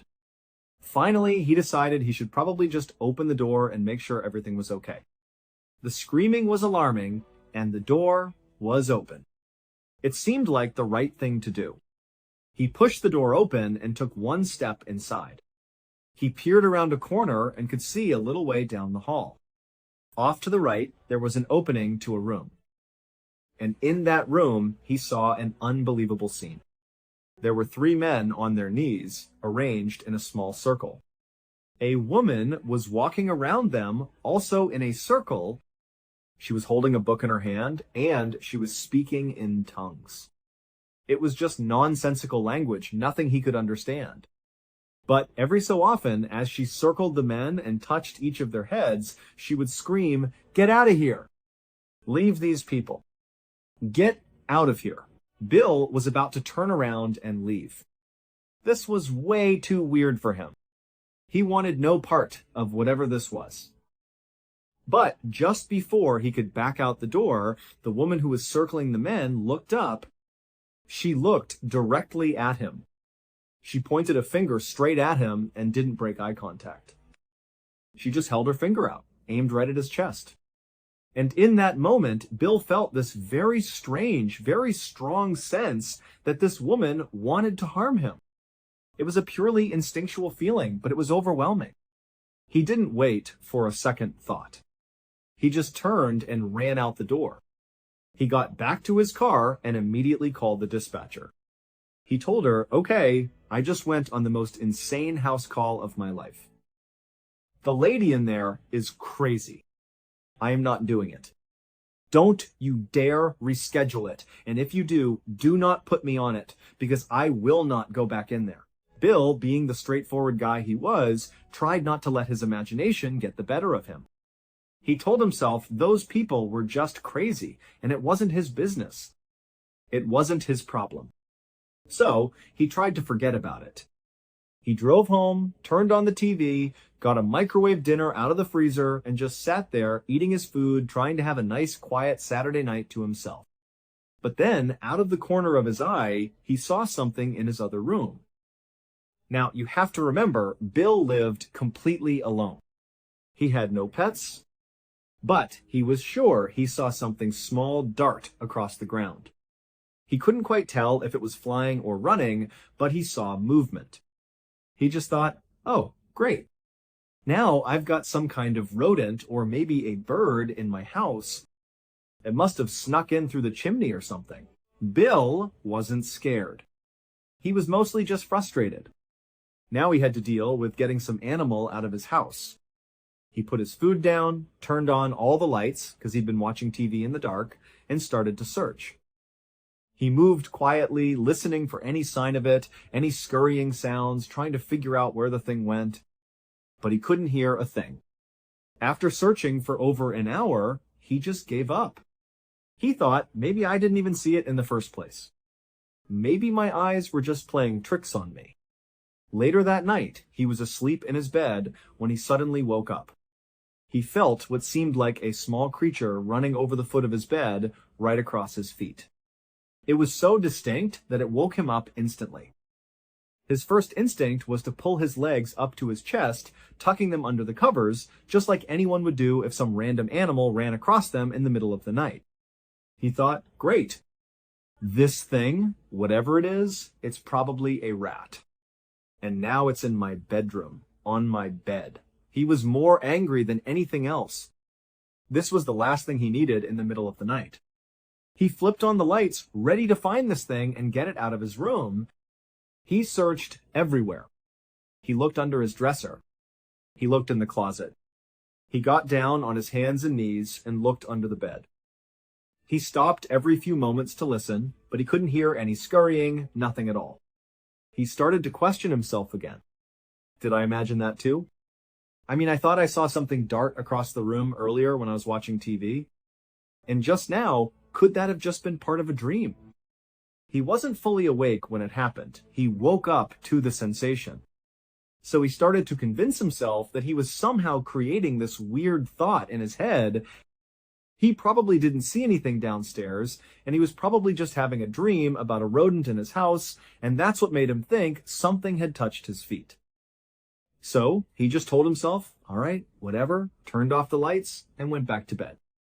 Bill managed to fall back asleep, but it wasn't for long. A short time later, he woke up again when his entire bed started shaking violently. He shot up, wide awake, and as soon as he was conscious, the shaking stopped. His first thought was that there was an earthquake. He jumped out of bed, looking around to see if things were going to start falling off the shelves. He ran to the window and looked outside, but he couldn't tell what was going on. He ran into the other room, and in his slight panic, he could tell that the shaking was completely gone. The house was totally silent. He went back to his bed and had a strange thought. Could I have somehow shaken the bed myself in my sleep? He had one of those huge, heavy four-poster beds. He was a big, strong guy, and he tried to move it himself, but he could barely make it budge.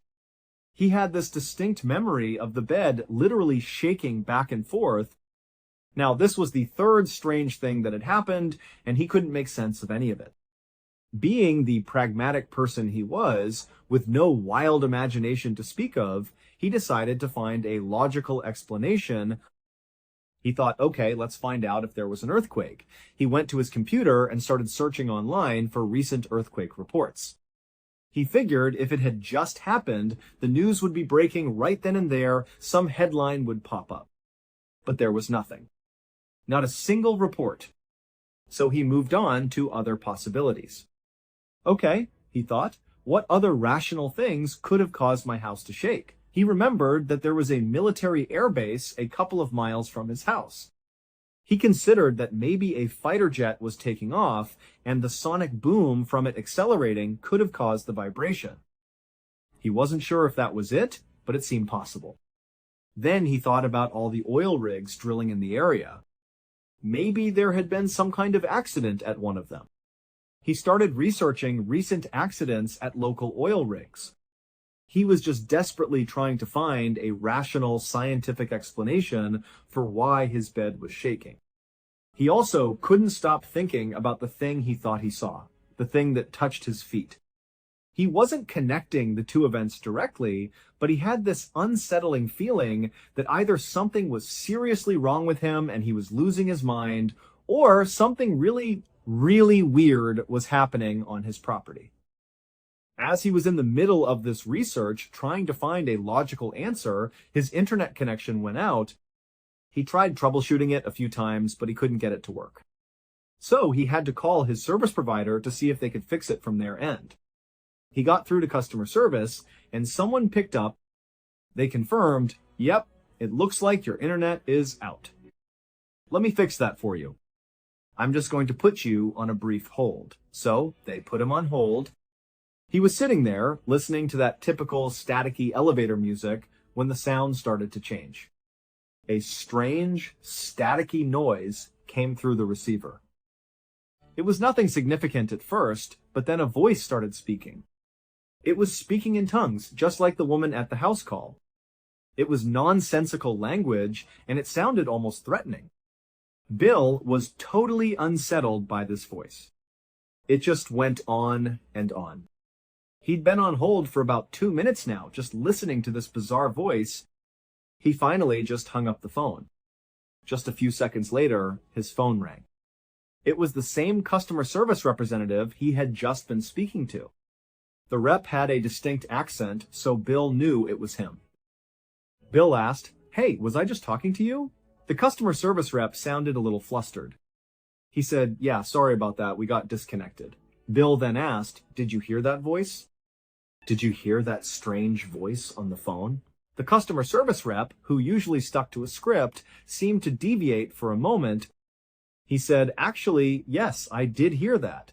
He went on to explain that he was trying to figure out how it was even possible because they used a very secure phone line to talk to customers. He said there was really no way for someone to block his ability to speak to Bill. Even if someone had somehow gotten on the call, Bill should have still been able to hear him. The rep said, "I was trying to yell to you, but you weren't hearing me." "I definitely heard the voice. I don't know what that was, and we're very sorry." So both of them were clearly weirded out by it. But the customer service rep had a job to do. He told Bill, "Hey, your internet is working again. Thanks for calling." He hung up, and Bill was left with his internet working, but now he had a fourth strange event to deal with. The thing that ran across the room. The thing that ran across his feet. The shaking bed. And now this devil-like voice speaking in tongues on the phone, which crucially the customer service rep had also heard. He decided he was done doing research for the night. It was something like 3 a.m. He just wanted to try and get a couple of hours of sleep. This was all starting to freak him out. So Bill got back into his bed. He was trying to sleep, but he couldn't stop thinking about the 4 strange things that had happened in just a few hours. He couldn't help but start to feel a little bit worried. He felt like something he didn't understand was going on, and it felt bad.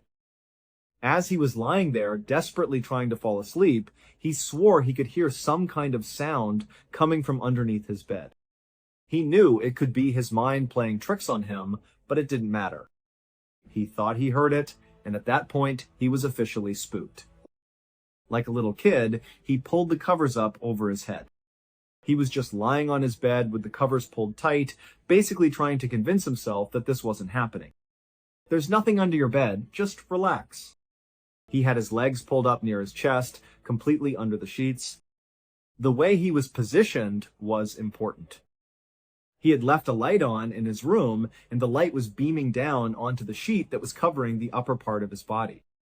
This created a little bit of light inside the cavern under his sheets. So, as he was holding the covers up over his head, trying to tell himself that nothing was going on, he looked down towards the foot of his bed under the covers, and he saw a hand. It was slowly reaching up from the side of the bed. It came up, and it sort of grabbed for his foot. It just missed, and then it retracted back out from under the bed. Bill literally leaped out of his bed. He flipped on every single light in the room and was now in absolute crisis mode. He immediately backed himself up against the wall. He didn't even want to look under the bed, but eventually he forced himself to. He kind of poked his head down and looked. There was nothing there. He searched his entire room again. There was no sign that anybody had been in there. And now he was at a loss. He had experienced so many strange occurrences, and none of them made any sense. He had no idea what to do next. Bill did not even attempt to go back to bed that night. He went downstairs, turned on every light in the entire house, and started drinking coffee. He was determined to stay awake. The next day, he just tried to have a normal day. He didn't want to think about what had happened the night before. He went to work like usual and didn't tell anyone about it. Again, Bill was a straight shooter. He wasn't about to be the former NASA robotics engineer who starts telling people about paranormal stuff happening in his house. He was doing everything he could to not think like that. By the end of the day, though, as he was getting ready to go home, he started to feel a bit of anxiety. He knew he would have to potentially face more of the strange things that happened the night before. He got home and immediately turned on all his lights. He was not about to sit in the dark. He was sitting in the same chair he always sat in, the one where he first saw that thing dart across the room. He was eating his microwave dinner and watching TV again with all the lights in his house blazing. He looked down for just a second to take another bite of his food. And when he looked back up, a bottle was flying through the air straight towards his head. He instinctively moved his head out of the way, and the bottle hit the wall right beside him. It was a glass bottle, and it shattered all over the ground. And at that exact moment, all the lights in the house went out. Bill ran to the closet where he knew he kept a flashlight. He opened the door, reached in for the flashlight, and as he was about to pull it out, he heard a loud slamming sound coming from the top of the closet. He had a couple of heavy boxes stored on the very top shelf. The sound was as if someone had lifted one of those boxes up and slammed it back down on the shelf. But obviously, he hadn't done it. It totally freaked him out. He grabbed the flashlight, shined it all around the closet. There was no one in there. There was nothing out of place. He backed out of the closet, and just then, the lights came back on. His heart was racing because he knew what had just happened. Someone, or something, had just thrown a bottle at his head. Something had just slammed a heavy box in his closet. He was in full panic mode. The only person he could think to call was his brother. He wasn't ready to go to the police. What would he even say? The things he would need to describe sounded completely nonsensical. But his brother Bob was also very rational, equally pragmatic in his approach to things. He called his brother and just said, "Get over here. I've got some weird stuff happening in my house, and I just need a sanity check." So his younger brother Bob came over. As soon as Bob got there, Bill didn't know how to start. He had never had a conversation about the paranormal with his brother before. So he just said, "All right, this is going to sound weird, Bob, but I need you to just go in this closet. Just go in the closet." Bob looked at him like he was crazy and asked what he was talking about. Bill just said, "Please just go in there. I'm going to shut the door, and I want you to just tell me what happens. Bob, seeing how distressed his brother was, agreed. "All right," he said, and he went into the closet. Bill shut the door behind him and just waited outside. After a moment, Bill called out to him, "Hey, turn off the light in there. There's a little pull string for a tiny light bulb." Bob turned off the light, and it was pitch black inside. Now, at the time, Bob would not tell Bill what happened to him in that closet. Mostly because, if you put yourself in Bob's shoes, he had no context for any of this. He had never experienced anything like it before. So, when things happened to him in there, he chalked it up to his own clumsiness. He was standing in the dark closet when he felt something hit his leg. He just thought, "Oh, I must have knocked into a pair of shoes or something." He just stood there, and then something hit him hard in the face. He thought, "I must have hit something on the top shelf, and it fell and hit me in the head." But the two things happening back to back did unsettle him a little bit. He made a conscious decision not to tell Bill what had happened. He thought it would only feed into his brother's paranoia, and that wasn't what he needed right now. He opened the closet door, stepped out, and said, "You know what, Bill? Nothing happened in there. You've got nothing to worry about. There's nothing in here." He left, and Bill was left feeling kind of crestfallen. He felt like he hadn't done a good job of conveying to his brother just how serious the situation was. He felt out of his element and didn't know how to handle it. He had only one other person he felt comfortable talking to about this, mostly because the whole situation was just embarrassing for him. He was this esteemed former NASA employee. The last thing he wanted was for people to think he was losing his mind. But he had a friend named Michael who was a sound engineer for a couple of podcasts. When he called him, Bill didn't even really know what he was going to say. He just needed to talk to a friendly voice. Michael was a little surprised to get a call from Bill. They made some small talk, and then Bill just said, "You know, I don't know how to approach this with you, but I just moved to Arlington, and I've got some weird stuff going on in my house. I guess I'm just telling you because I don't know what else to do." Michael was a bit caught off guard, and was mostly just worried about his friend. He started asking some basic questions, like what Bill had heard or seen, not really sure if it was worth exploring, but just trying to be a good friend. As they were having this conversation, the same voice that had come on the phone during the call to the internet company came on the line again. All of a sudden, Bill couldn't hear Michael, and Michael couldn't hear Bill. All they could both hear was this angry, demonic-sounding voice that was very threatening. Michael, being a sound engineer, instinctively thought to record it. He had all his equipment right there. He grabbed a microphone, put it up to the receiver, and started recording. He sat there for a minute and a half recording this voice. About 30 seconds into the recording, Bill, on the other end, who had heard this voice before and was starting to get the feeling that this whole thing was really bad, started yelling into the phone. He was yelling for Michael to hang up. "Don't listen to this. Hang up. Hang up the phone. Don't listen to the voice!" After about a minute and a half of this chaos, the voice suddenly stopped. The line went back to normal, and Bill and Michael could hear each other again, crystal clear. Michael immediately said, "Hey, Bill, are you there?" Bill said, "Yeah, I'm here. I was trying to get you to get off the phone. You can't listen to this stuff. I don't know what it is, but it's bad." And Michael just said, "No, listen.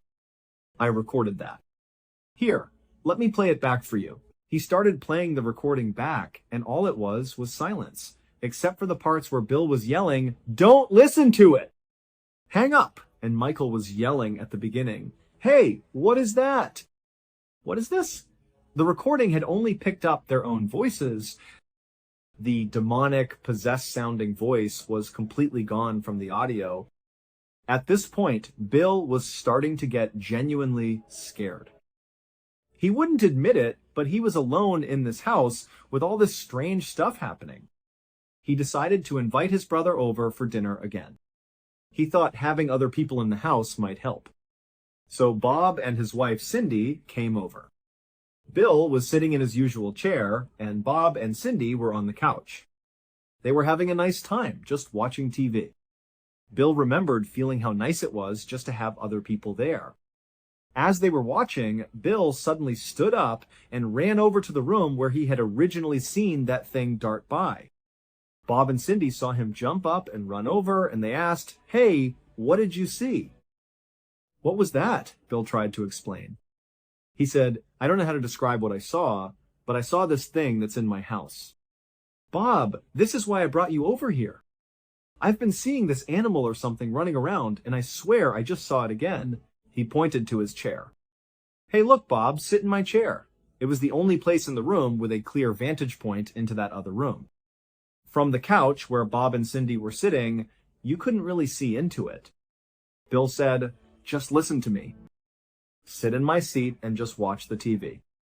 Don't pay attention to the room, just watch TV and see if something catches your eye.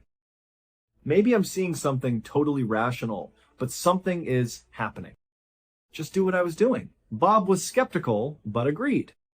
"All right," he said, and he sat in the chair.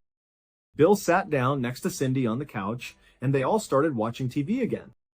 After just a few minutes, Bob suddenly reacted, clearly seeing something in the other room. He jumped up and said, "Oh my God, what is that?" They all stood up, and Bill asked him, "Well, what did you see?" Bob was shaken. He said, "I don't know. It was like some kind of small animal or something, but it looked like it was on 2 feet.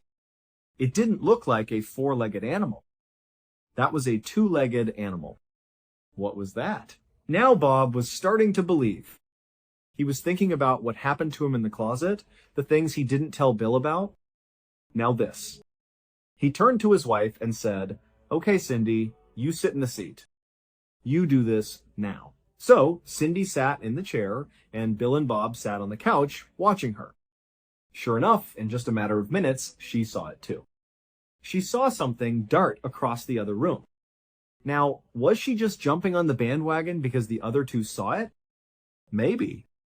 But she described the exact same thing they did, a small bipedal creature running through the dining room.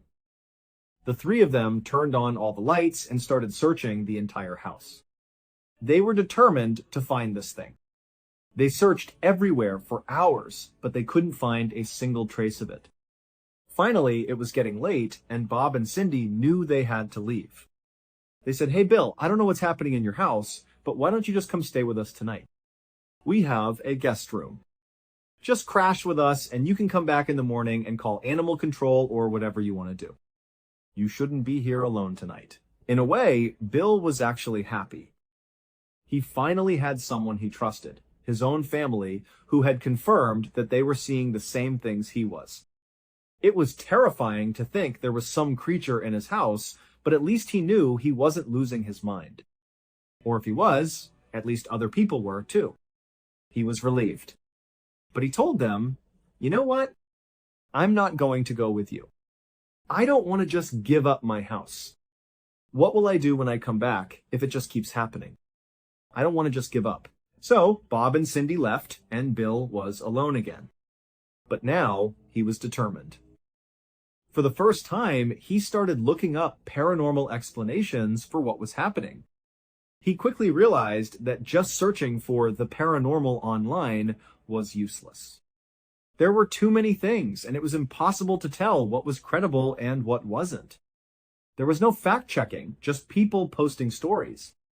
So he decided to change his approach.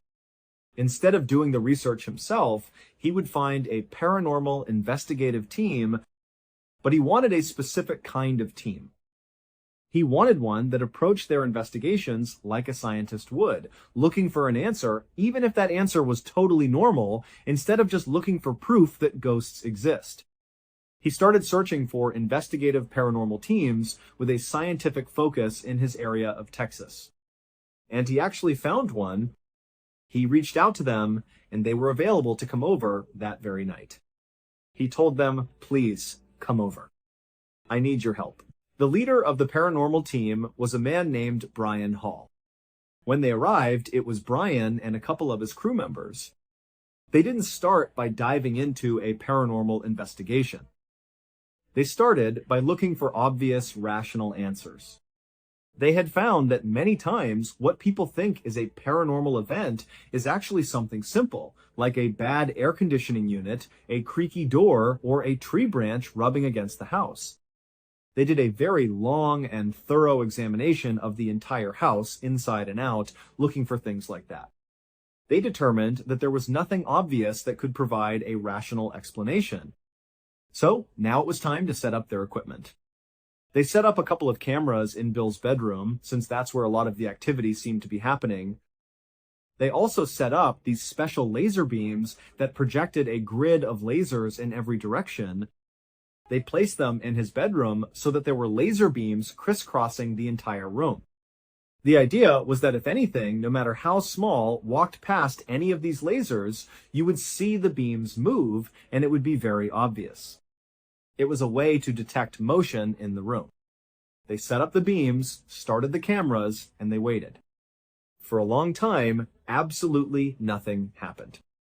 Bill, Brian Hall, and the rest of the team were just sitting in the dining room downstairs, listening to silence and watching the monitors, seeing nothing.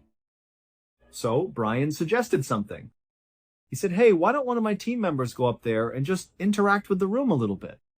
Go in there, yell a bit, do something to kind of stir it up, so to speak, and we'll see if anything happens." One of the team members went up to the room and walked in. He said, "Hey, is anybody in here?" Nothing happened. On the footage, you can see him jump onto the bed and sit there. At one point, as he's yelling out to whatever might be in the room, "Hey, if you're in here, show yourself," all of a sudden, on camera, you hear one of the laser projectors fall to the ground. He jumps out of bed and runs out of the room. The rest of the team came running up. They gathered up the cameras and immediately went to watch the footage. As they were watching, they saw something that the team member in the room hadn't seen at all. They saw a mist begin to form in the room. The mist started swirling in front of the laser beams right on camera just before you hear the sound of the laser projector falling to the ground off camera. At first, they were just dumbfounded. They were wondering how the mist got in there, what it was.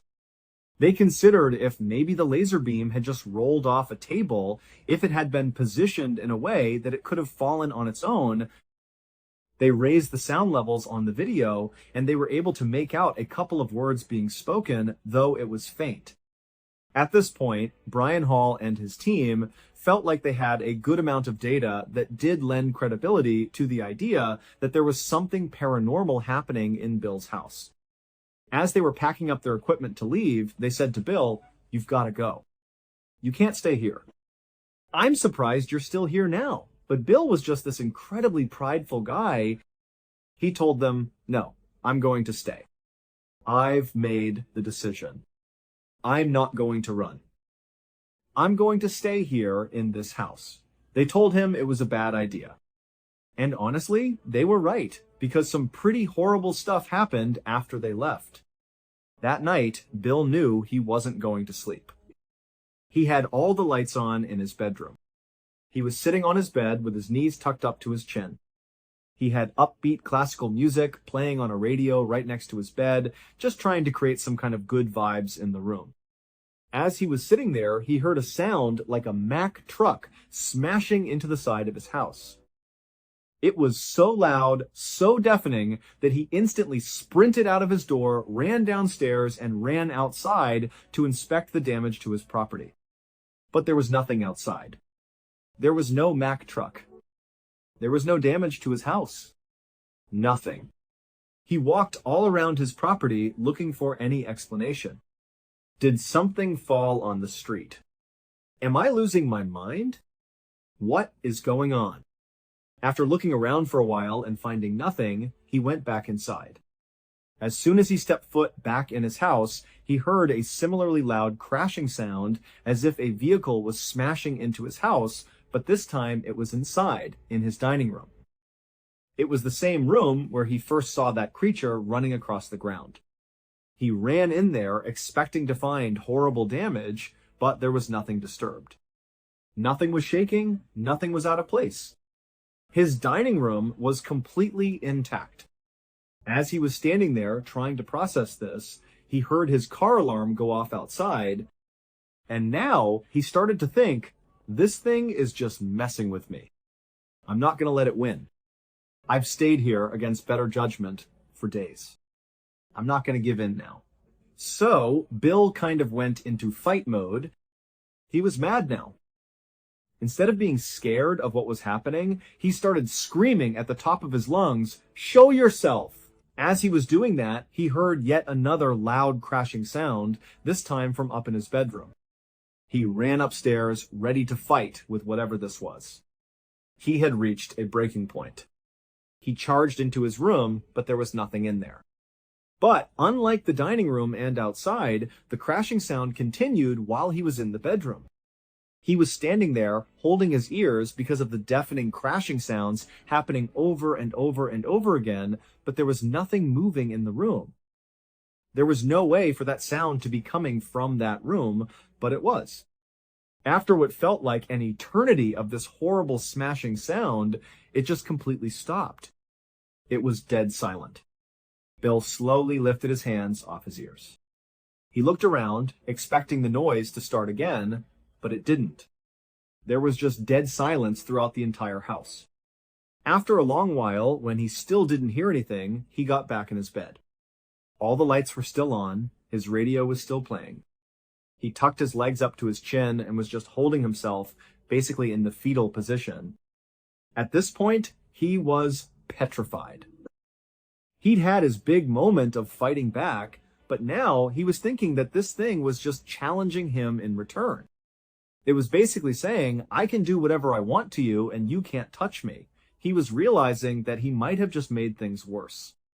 He was sitting there, knowing he wasn't going to sleep.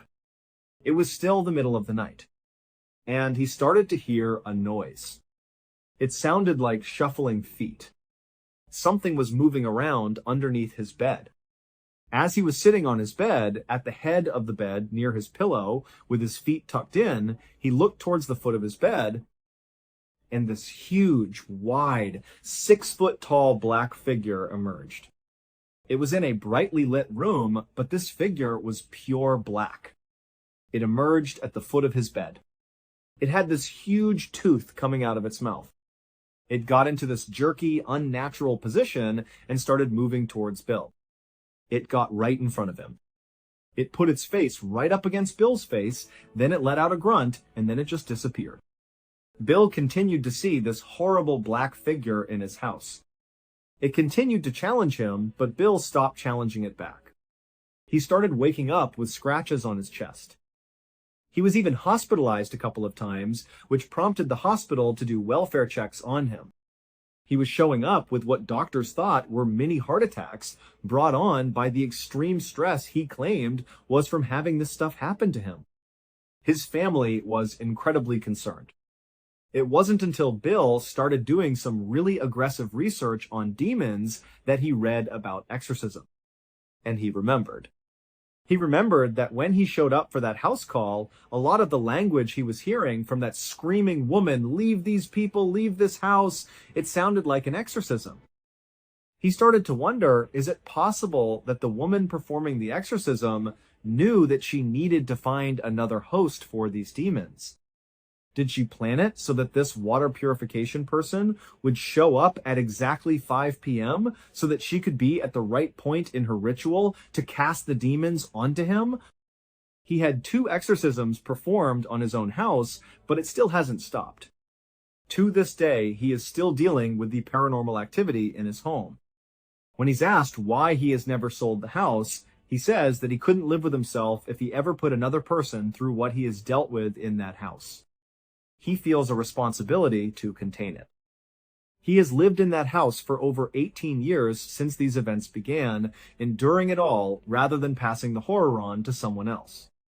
Thank you so much for watching. Let me know what you thought of today's episode in the comments. And remember, we have a whole playlist of true crime episodes ready for you to binge right now. Until next time, see ya. Our story begins in northeast Brazil in April of 1977. Apolinario Correa and his 3 brothers, Firmino, Oriano, and Jose, were hard workers. They made their living in a tough but honest way. They were lumberjacks, but not in the traditional sense of working in a vast forest.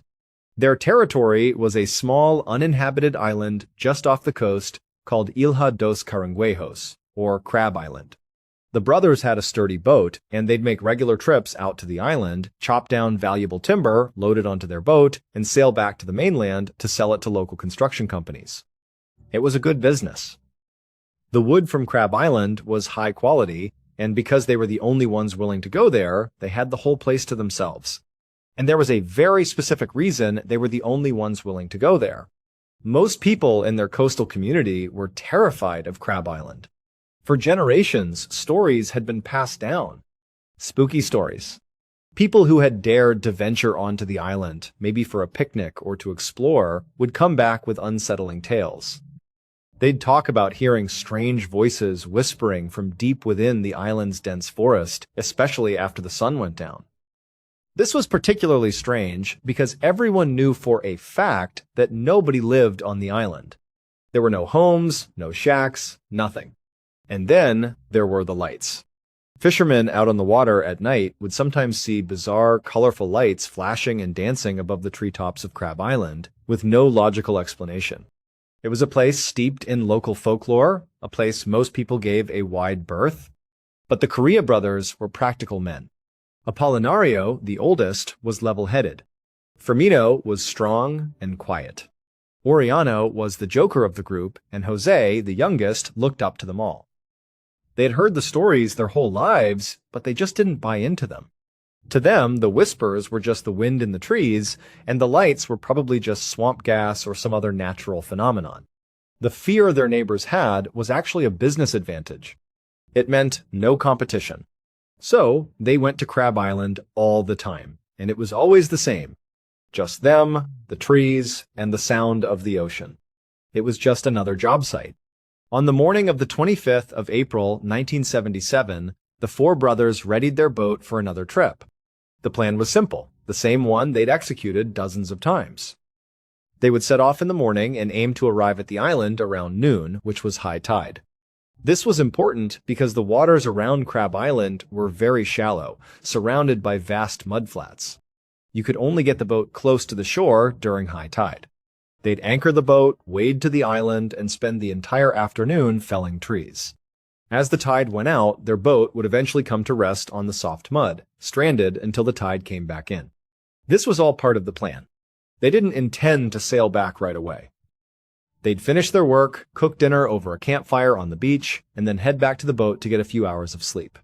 By the time they woke up around midnight, the next high tide would have lifted their boat free from the mud, and they could begin the peaceful journey home under the stars. It was a solid, well-rehearsed plan. And so, that's exactly what they did. They arrived at Crab Island at about 12 p.m., the sun high in the sky. The day was hot and humid, and the work was grueling. For hours, the only sounds on the island were the rhythmic thud of their axes against wood and the crash of falling trees. They worked until their muscles ached and their shirts were soaked with sweat. As evening approached, the sky turned a brilliant orange and purple. They gathered up their tools and built a small, crackling campfire on the beach. They cooked their simple dinner of fish and rice, talking and laughing as they always did. They probably made fun of the ghost stories, feeling perfectly safe and content on their island. Around 8 p.m., after they'd finished eating, Apolinario took a bucket of seawater and carefully doused the campfire, making sure every last ember was extinguished.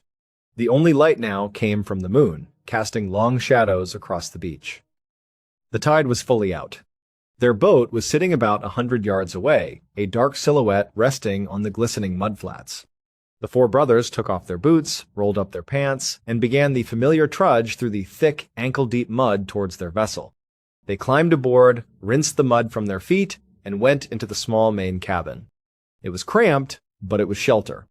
They laid out their sleeping pads on the floor, and exhausted from the day's labor, it didn't take long for all four of them to fall into a deep, dreamless sleep. Apolinario had only meant to sleep for a few hours, just until the tide came back in. But when he opened his eyes again, he knew instantly that something was wrong. The air inside the cabin was still and dark, but through the small porthole window, he could see that the sky outside wasn't black anymore. It was that soft, hazy pink of early dawn. He let out a frustrated groan. They had all slept right through the midnight high tide. Their boat had been lifted by the water, and then, as the tide receded again, it had settled right back down into the mud. They were stuck. Again. Now they'd have to wait all the way until the next high tide, likely around noon. A whole half-day wasted. Annoyed, Apollinario sat up and looked around the small cabin to see if his brothers were awake. He saw the familiar lumps of his two brothers, Firmino and Jose, still asleep on their pads. They each had their thin blankets pulled up right over their faces to block out the morning light. But then his eyes fell on the third sleeping pad, the one belonging to his brother, Oriano. It was empty. The blanket was tossed aside. Oriano wasn't in the cabin. Apollinario wasn't immediately alarmed. Oriano was an early riser. He was probably just outside on the deck, getting some fresh air, or answering the call of nature. But just as Apollinario was thinking this, the sound hit him. A piercing, blood-curdling scream from just outside the cabin door. It was a sound of absolute, unimaginable pain. It was Oriano's voice. In a split second, Apollinario's annoyance at oversleeping was replaced by a jolt of pure adrenaline and fear. He scrambled to his feet, threw open the cabin door, and rushed out onto the deck. And what he saw made him freeze in his tracks. There was his brother, Oriano, standing there, clutching at his own body, his face twisted in a mask of agony. His skin, all of his exposed skin on his face, his neck, his arms, was a mess of horrific burns. It looked like someone had taken a blowtorch to him. It was red and blistering, and in some places, it looked like it was literally peeling away from the muscle. Apollinario was so horrified he couldn't move. His brain just couldn't process what he was seeing. And then, through the shock, he noticed something that was even stranger, something that made absolutely no sense. Despite the terrible burns that covered his brother's body, Oriano's clothes, his simple work shirt and pants, were perfectly fine. They weren't scorched, they weren't singed, there wasn't a single mark on them. It was as if his skin had spontaneously caught on fire from the inside out, while leaving his clothes completely untouched. Oriano was just screaming and screaming, stumbling around the deck in pure agony, and Apollinario had no idea what to do, no idea what could have possibly caused this. While Apollinario stood there, frozen in shock, he heard another sound. This one was coming from back inside the cabin where he had just been. It was a low, guttural moaning, a sound of deep suffering. Acting on pure instinct, he spun around and ran back into the cabin. He knew the sound was coming from one of his other two brothers, who were still under their blankets. He lurched towards the closest one, Firmino, and tore the blanket off of him. The sight was just as horrifying as what he'd seen on deck. Firmino was writhing on his sleeping pad, moaning in pain. And his skin was just as horribly burned as Oriano's. It was raw and red, and looked like it was sliding off his body. And just like with Oriano, Firmino's clothes were completely undamaged. Apollinario's mind was reeling. What was happening? Was this a nightmare? His eyes darted over to his last brother Jose, who was still lying on his sleeping pad, the blanket still covering him. He was quiet. He wasn't moaning. Maybe he was okay. With a trembling hand, Apollinario reached over and pulled back Jose's blanket. Jose was not burned. There wasn't a mark on him. But he was not okay. His eyes were wide open, staring blankly at the ceiling of the cabin. He wasn't breathing. Jose was dead. The next 6 hours must have been the longest and most torturous of Apollinario's life. He was on a tiny boat, stuck in the mud, on a supposedly haunted island. His brother Oriano was outside, still screaming in agony from his mysterious burns. His brother Firmino was inside, barely conscious and fading fast from his own horrific injuries. And his youngest brother Jose was lying dead just a few feet away. There was nothing he could do. He couldn't call for help, they had no radio, and he couldn't leave. He had to simply wait, surrounded by death and suffering, for the tide to slowly, agonizingly creep back in and lift their boat from the mud. He tried to comfort his injured brothers, to give them water, to do anything, but he was completely helpless. Finally, around noon, the water was high enough, the boat lifted, and Apollinario was free. He started the engine and raced back towards the mainland, his mind a chaotic storm of grief and confusion. When they finally reached their home port, a small crowd gathered, shocked at the scene. Oriano, who was badly hurt but still conscious and able to walk, stayed behind with the body of their brother Jose, waiting for the authorities. Apolinario knew Firmino's injuries were the most severe. He was slipping in and out of consciousness, and his body looked like it was shutting down. Apolinario had to get him to a hospital, and fast. He managed to get his brother into a vehicle and sped off towards the nearest medical facility. When they arrived at the hospital, doctors and nurses rushed out to help. Firmino was barely clinging to life. As they got him onto a gurney and started wheeling him into the emergency room, a doctor leaned in close to him. The doctor knew they needed to understand what had happened to treat these bizarre injuries. He asked Firmino, "What happened? How did you get these burns?" Firmino's eyes fluttered open. He was barely able to speak, his voice a hoarse whisper. But right before he slipped into a deep coma from his burns, he was able to get out a few chilling words. He told the doctor that sometime during the night, while they were all asleep in the boat on Crab Island, he had woken up for a moment. He had looked out the small porthole window from inside the cabin. And what he saw, he said, was an inexplicable ball of fire just hovering in the air outside the boat. And that was the last thing he remembered. The local police were notified immediately, and they opened an investigation into the bizarre and tragic events on Crab Island. They were faced with a case that seemed to defy all logic. One man dead with no apparent cause, two men with catastrophic burns that seemed to appear out of nowhere, and one man, Apolinario, who was completely unharmed and completely bewildered. The first person they spoke to at length was Apolinario. He told them everything he could remember, from their normal workday to the horrifying discovery in the morning. He was clearly traumatized, and his story, as strange as it was, seemed genuine. The investigators had to consider all possibilities, no matter how unlikely. Their first theory was that some sort of fight had broken out among the brothers. Maybe an argument over money or work had escalated into extreme violence. Perhaps Apolinario was lying to cover up his own involvement. But this theory quickly fell apart. The Correa brothers were known to be very close. There was no history of violence or serious arguments between them. And, more importantly, this theory couldn't explain the physical evidence. How could a fight result in two men being burned so severely while their clothes remained untouched? And how did Jose die without a single mark on him? An autopsy would later be performed on Jose, and the coroner was stumped.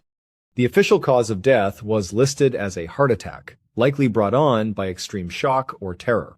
But what had terrified him to death? The police then considered the possibility of drugs or alcohol. Maybe the men had consumed some sort of hallucinogen, and in their altered state they had hurt themselves or each other. This could potentially explain their strange stories and lack of memory. But toxicology reports were run on all the brothers, including Jose. They all came back completely clean. There were no drugs, no unusual levels of alcohol, nothing in their systems that could explain what had happened. So, the investigators moved on to environmental factors. The most plausible, though still far-fetched, theory they could come up with was a freak lightning strike. Their idea was that maybe lightning had struck the wet beach or the water near the boat, and somehow the electrical charge had reflected off the sand or the water and shot into the boat, striking the men. But the experts they consulted said this was incredibly unlikely.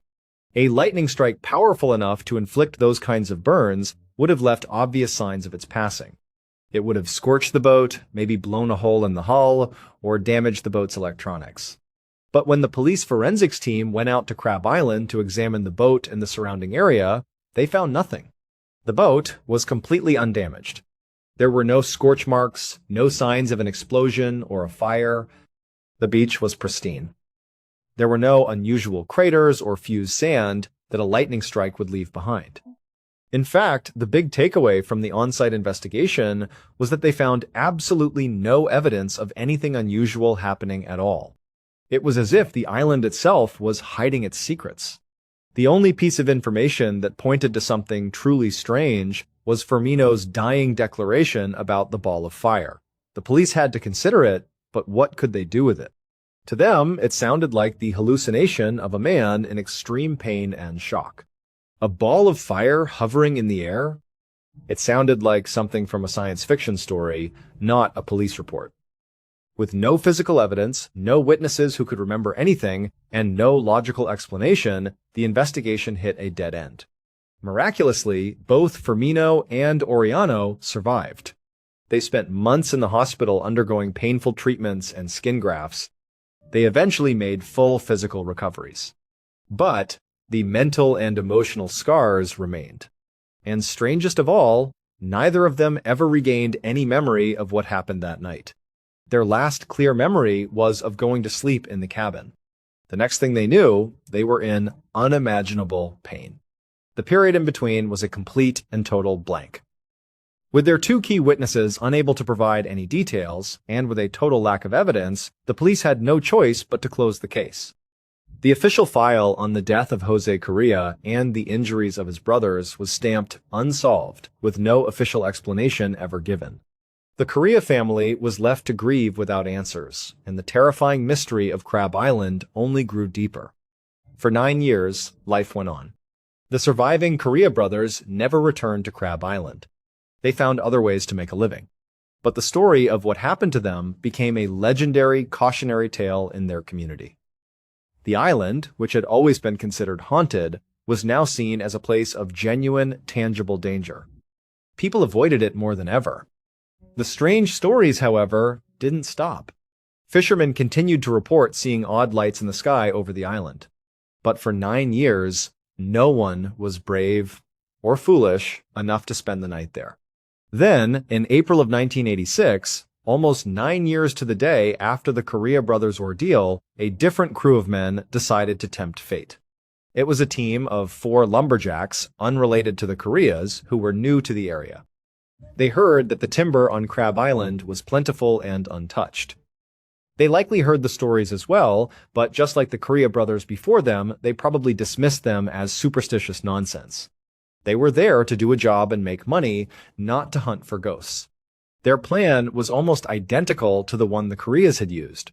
They sailed to the island, spent the day harvesting lumber, and as evening fell, they settled in for the night, planning to leave on the next high tide.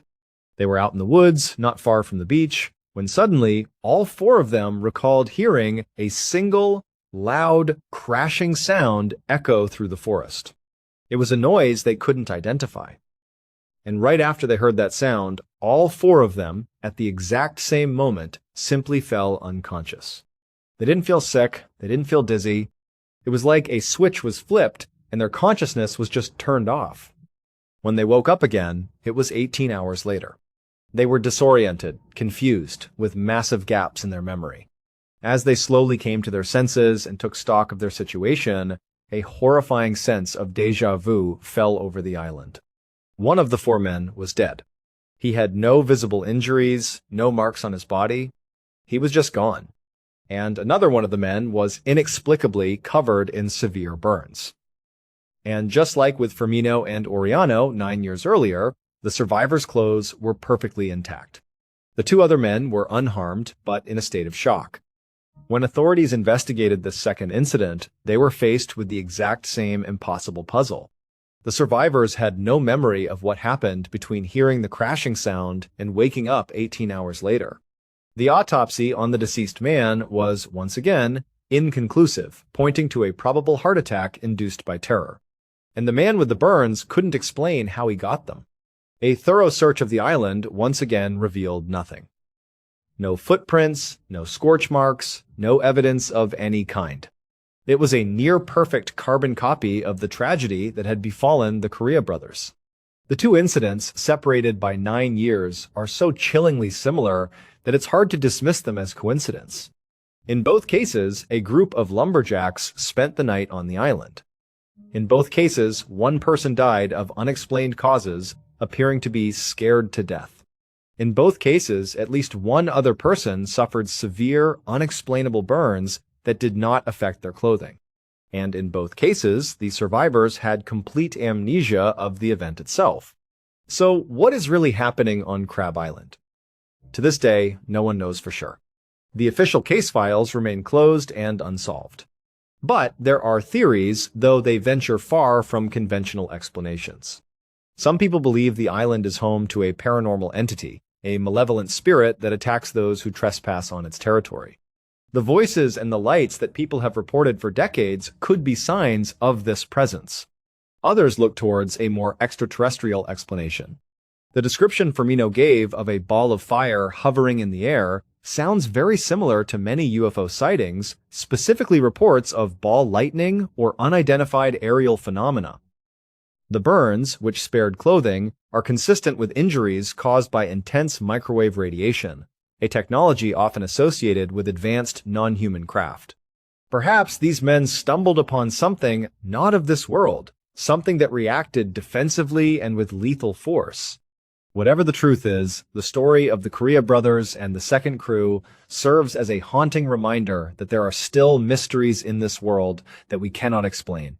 For the families involved, there is no closure, only the lingering pain of loss and the endless, unanswerable question of what truly happened on those nights. Crab Island remains uninhabited, a place of quiet beauty by day and a place of profound, terrifying mystery by night. It stands as a silent monument to a series of events that defy logic and blur the line between folklore and a dark, terrifying reality. Thank you so much for watching. Let me know what you thought of today's episode in the comments. And remember, we have a whole playlist of true crime episodes ready for you to binge right now. Until next time, see ya. It was a little after 1 in the afternoon on the 18th of May, 2007, when a 7-year-old woman named Yvonne de Hoorde arrived at a large park in the city of Rotterdam in the Netherlands. She was on her way to meet a friend, and his house was located right in the middle of this park, so she had to walk through it to get there. This was a daily ritual for Yvonne. Nearly every single day, she would make this same walk to go and spend time with her friend. Usually, on a weekday afternoon, the park was pretty quiet. There might be a few people strolling along the paths, but for the most part, it was a calm and peaceful walk. But on this particular day, the park was absolutely packed with people. It was the Friday, kicking off a long holiday weekend, and the weather was beautiful and sunny. It seemed like everyone in the city had the same idea to come out and enjoy the spring air. Families were everywhere, the playground was overflowing with kids, and the park's little cafe had a line out the door. Yvonne, however, wasn't really paying much attention to the crowds around her. Her mind was focused entirely on her friend. They had known each other for years, and in her heart, she felt they shared a very special connection, the kind of bond she didn't really have with anyone else in her life. Now, Yvonne was well aware that many people, including some of her own family and friends, didn't quite see it that way. They thought the relationship was less special and more strange. Some had even told her directly that they disapproved of it, and she could understand why they might feel that way, at least on the surface. Yvonne was a very friendly, social, and outgoing person. She loved to chat and be around people. Her friend, on the other hand, was the complete opposite. He was extremely reclusive and almost never left his house. To an outsider, they seemed like a very odd pair. There were other things, too. Her friend was originally from Germany, and even though he had been living in the Netherlands for many years, he had never learned to speak Dutch. This meant he couldn't really communicate with anyone, and that included Yvonne, at least not with words. But for Yvonne, none of that mattered. In fact, the disapproval from others only made her feel more protective of him. She felt like people just didn't understand. She was also deeply sympathetic to his past. She knew that her friend had been abandoned by his mother when he was just a child, and this fact always tugged at her heart. In a way, she saw herself as a sort of maternal figure in his life, stepping in to offer the care and companionship he had been denied. And so, as she continued her walk, her thoughts filled with warmth for her friend, she rounded a final corner on the path. Up ahead, she could see his house. As she got closer, she could see him through one of the front windows. He didn't look happy at all. He looked downcast, almost dejected, and seeing him like that made her want to cheer him up even more. So she put on her biggest, warmest smile. She started waving enthusiastically as she approached his house, trying to catch his eye. and sure enough, after a moment, he turned his head, looked out the window, and saw her. His entire demeanor changed. He broke into a big smile and began to wave back at her. For Yvonne, this was everything. It was proof of their connection. Even without a shared language, they understood each other. Seeing his smile filled her with a pure sense of happiness. She felt so glad that she was there for him. She walked the rest of the way to his house and went to see him. That day was spent much like all their other days together. Because they couldn't talk, their time was filled with simple gestures and quiet companionship. They would just sit together, enjoying each other's presence. It was a unique relationship, but for Yvonne, it was more than enough. She truly believed he felt the same way, that he valued their time together just as much as she did. But as much as she cherished these visits, she couldn't stay all day. She had her own family and responsibilities to get back to. So, at around 2:30 inches the afternoon, after spending about an hour with him, she said her goodbyes. She turned to leave, knowing that she would be back again soon, probably the very next day. Yvonne walked away from her friend's house and had only taken a few steps down the path when two different things happened at almost the exact same time. First, she noticed a group of young kids off to the side, and they were throwing rocks. It was just a small detail, but her mind registered it. It was the kind of thing that you see and instinctively know shouldn't be happening in a public park. She didn't think much more of it, but she was aware of it. The second thing she noticed was a sound. It was the sound of splashing coming from somewhere behind her. This seemed odd. It hadn't rained recently, so there were no puddles on the path. The only source of water nearby was a small stream that ran through the park, but it was in an area that was off-limits to visitors. There was no reason anyone should be in there. But the splashing sound was unmistakable. Yvonne wasn't alarmed by any of this, just curious. Her mind was simply processing these little details from her surroundings. And so, she found herself turning around, mostly to see what could possibly be making that splashing noise. As she turned, something enormous and powerful slammed into her. It hit her with such force that she was knocked to the ground and pinned there. All around her, the park erupted in screams. The last conscious thought that flashed through her mind before she blacked out was, "Oh my God, I'm about to die." Not too far away, a man named Arved Hendris was also at the park with his wife and their two young children. They were standing right outside that little cafe that Yvonne had been walking near. Arved had just been about to go inside to buy some drinks when the commotion started. He heard the same screams that had filled Yvonne's final moments of consciousness. The cafe was a small place, really more of a glorified snack bar than a restaurant. It sat on a main pathway that cut through the park and had a large pavilion out front with tables and chairs. From where Arved was standing on that pavilion, he could hear the screaming getting louder, and then he saw people. Dozens of people were running directly towards him. But Arved had absolutely no idea what was happening. He couldn't see what they were screaming about or what they were running from. It was just pure sudden panic. Instinct took over. Before he even knew what the threat was, his first thought was to protect his family. He grabbed his kids and his wife and ran into the cafe along with the rest of the terrified crowd.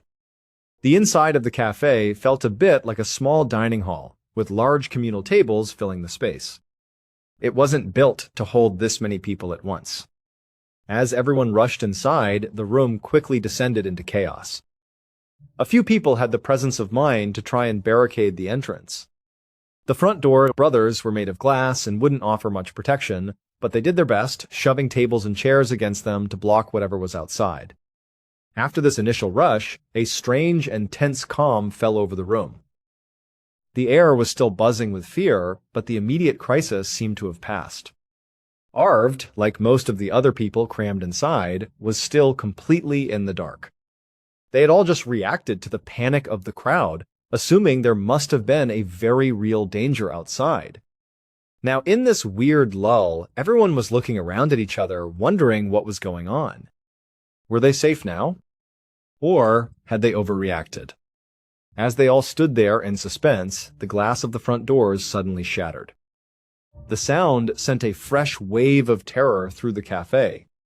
The room was plunged back into absolute chaos. Parents were grabbing their children, screaming, and now everyone was trying to get out. The place that had seemed like a safe shelter moments before now felt like a trap. A huge bottleneck formed at the shattered doors as dozens of people tried to squeeze through at once. It was just a frantic crush of bodies. Arved looked at the mob of people and knew there was no way he could get his family through that safely. So he made a different choice. He grabbed his wife and his kids, and he pulled them under one of the large, heavy tables to hide. For the next couple of minutes, the sounds of madness continued all around them. People were screaming, crying, and scrambling to get out of the cafe. And then, just as suddenly as it began, it all went quiet. Everyone else had made it out.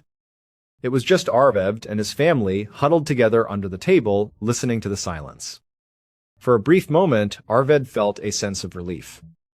He thought, whatever it was, it's over. We're safe. But just before he told his family it was okay to come out, he heard another sound.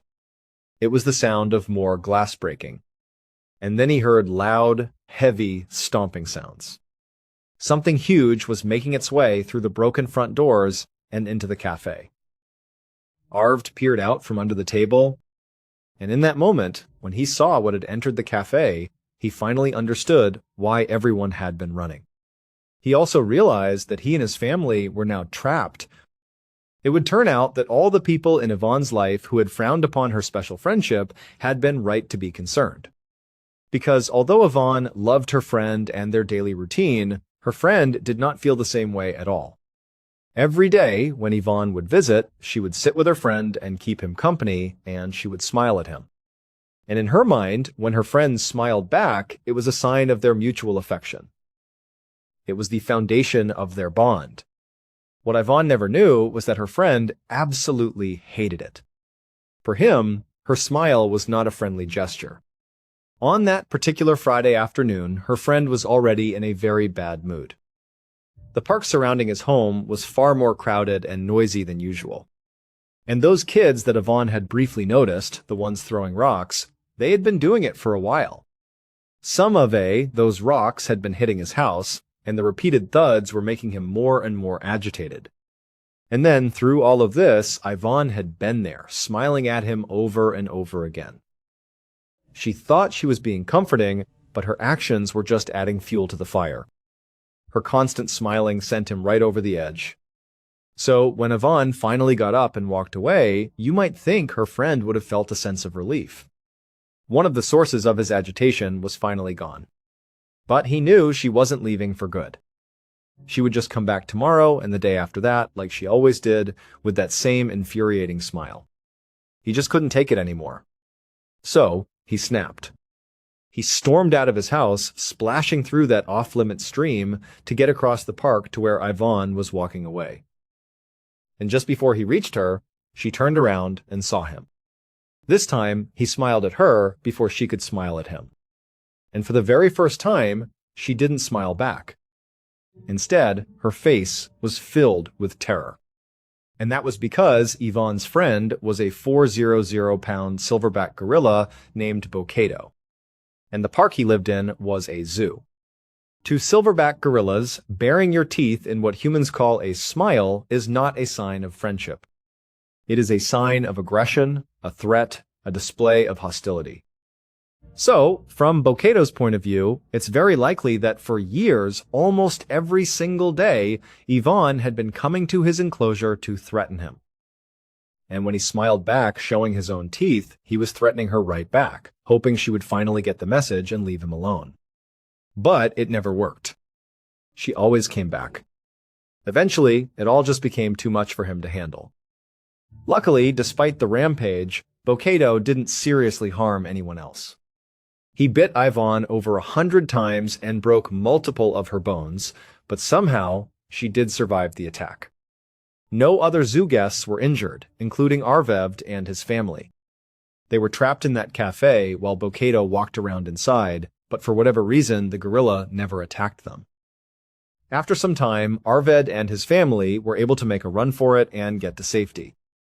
After she had recovered from her injuries, Yvonne spoke to the media. She told them that Bocato was still her darling. That's the word she used. And incredibly, she would eventually go back to the zoo to see him again. But this time, she didn't smile. At 3 o'clock in the morning, on the 11th of August, 1965, a 19-year-old student named Ally Dogan was sitting in the very front seat of a passenger bus as it traveled down a dark, narrow road in northwest Turkey.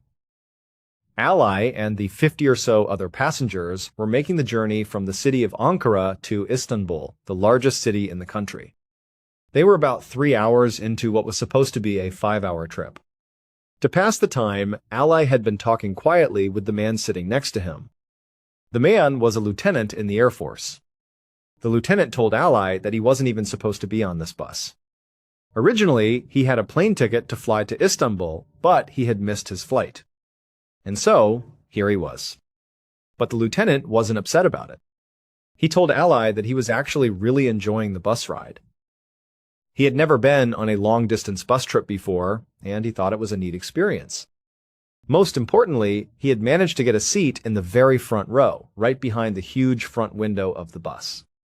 He said he found it exhilarating to be able to see the road rushing towards them in the dark.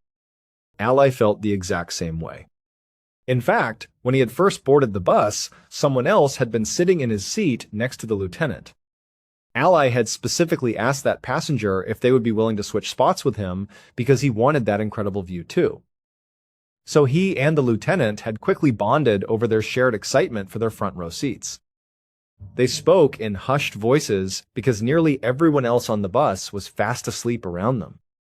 But these two were wide awake, wired with the simple thrill of watching the road unfold before them. But after a while, despite his enthusiasm, Ali started to feel drowsy. He was on his way back to Istanbul for college, and later that day, he had a very important exam. As much as he wanted to stay up all night and enjoy the ride, he knew he really needed to get some sleep if he was going to do well on his test. So he took off his sweatshirt, rolled it up into a makeshift pillow, and placed it behind his head. He told the lieutenant he was going to try and get some rest, then he leaned his head back and closed his eyes. About 15 minutes passed, and Ally was just beginning to drift into a real sleep, when the bus was suddenly filled with the sound of screams. Ally's eyes snapped open. He looked straight ahead out the front windshield and saw a pair of bright headlights barreling down on them. They were in the wrong lane, or another vehicle was in their lane. It didn't matter. He knew in that instant that they were about to have a head-on collision. Then, the bus driver wrenched the wheel, and the bus swerved hard to the right.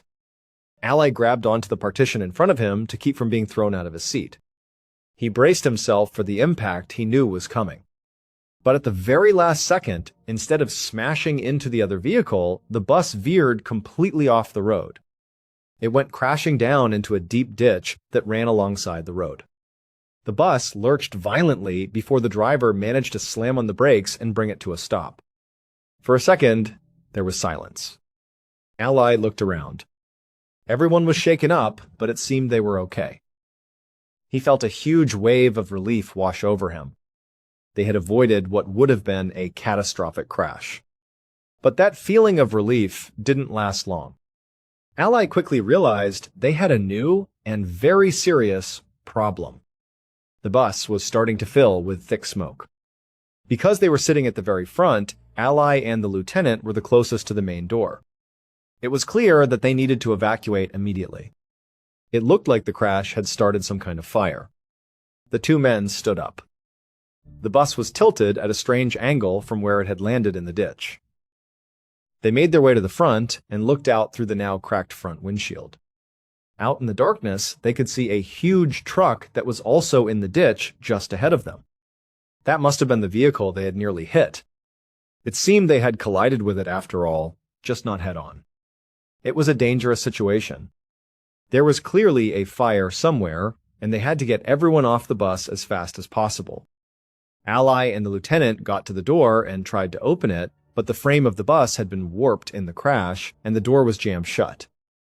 The lieutenant got down and started smashing his body against the door, trying to force it open. As he did this, the smoke inside the bus was getting thicker and darker. The other passengers were starting to panic. They were all rushing towards the front, crowding around Ally and the lieutenant, desperate to get out. Finally, with a loud groan of metal, the lieutenant managed to force the door open. The second it opened, an even bigger plume of black smoke poured into the bus from outside. You could barely see a thing. Everyone was choking and screaming. The lieutenant just yelled at Ally to get out right now. And so Ally was the first person off the bus. He scrambled down the steps into a wall of smoke. He had no idea where the fire was actually coming from. It was just smoke everywhere. Acting on pure instinct, he just jumped. He leaped as high and as far away from the bus as he possibly could. He landed on the far side of the ditch. He stumbled but managed to climb up the other side of the embankment, putting distance between himself and the bus. As soon as he was clear, he turned around and looked back. It was the middle of the night, but even in the darkness, he could see the bus was completely swallowed by that thick, dark smoke. He still couldn't see any flames, but he figured the engine must have caught fire and it was spreading underneath the bus. He could hear the people still on board, desperately trying to get out through the single door that the lieutenant had opened. But there seemed to be a bottleneck. They weren't getting out fast enough. People were screaming in panic, and then Ally heard the sound of windows being pushed open. People were so desperate that they were starting to jump out of the windows to escape. At first, the screams Ally heard sounded like fear, the desperate cries of people trying to evacuate a burning vehicle. But very quickly, as more people started coming out of the bus, the sound of their screams changed. They turned into screams of pure, unimaginable agony. As Ally listened to this horror unfold, he tried to make sense of it. He thought, okay, maybe they're catching on fire as they jump out. Or maybe they're breaking bones when they land in the ditch. It was all terrible, but at least they were getting out of the bus. He was sure that any second they would climb up the other side of the ditch and join him where he stood. He saw them coming out. He heard them, but no one came. The screams of agony just got louder and louder, and nobody climbed out of that ditch. Ally was still all alone, and he had no idea why. All he could see was smoke, and all he could hear were those terrible screams. Then, authorities began to arrive at the scene. He watched as they rushed into the smoke, trying to fight whatever fire was there and rescue the people trapped inside. But despite this huge emergency response happening right in front of him, nobody, not even the lieutenant who had saved him, ever came over the ditch to where he was. He was completely alone. After some time, Ally noticed a few of the emergency workers walking away from the bus, away from the smoke. They were carrying what looked like bodies. But as he stared, a cold dread filled him. They weren't carrying whole bodies. They were carrying body parts. It would turn out that many of the initial assumptions were correct. The bus had swerved to avoid an oncoming vehicle. It had struck the big truck that Ally and the lieutenant saw in the ditch. It wasn't a head-on impact, but more of a glancing blow. That collision was enough to send both vehicles off the road and into the ditch. And the crash is what caused all the smoke. But everyone, including Ally, had been completely wrong about what was causing that smoke. There was no fire at all. The truck that the bus had hit was a shipping truck. It was transporting a huge cargo of freight to Istanbul. When the two vehicles collided, the truck's shipping containers were ruptured and the entire contents of those containers poured out into the ditch. The ditch, where the bus had crashed, already had a significant amount of standing water in it from recent rains. When the freight from the truck mixed with the water, it triggered a powerful chemical reaction. And that chemical reaction is what produced the thick, choking clouds of smoke. The freight being transported in that truck was nitric acid. It's a highly corrosive and extremely toxic liquid chemical. Now, that entire ditch, which was filled with water, had become a massive smoking acid bath. And so all of those desperate passengers, thinking they were escaping a fire, were leaping out of the bus and landing directly in the ditch. They were landing in a pool of diluted but still incredibly powerful acid and they were being dissolved by it. Ally had survived for one simple reason. When he was the first one to get off the bus, he thought he was jumping away from a fire at the base of the vehicle. So he took a huge leap, trying to clear the flames he imagined were there. In doing so, without realizing it, he had jumped completely over the acid bath and landed safely on the other side. But virtually everyone who came after him went straight into the acid. In the end, of the nearly 50 people who had been on that bus, 26 of them dissolved to death in that ditch. Thank you so much for watching. Let me know what you thought of today's episode in the comments. And remember, we have a whole playlist of true crime episodes ready for you to binge right now. Until next time, see ya.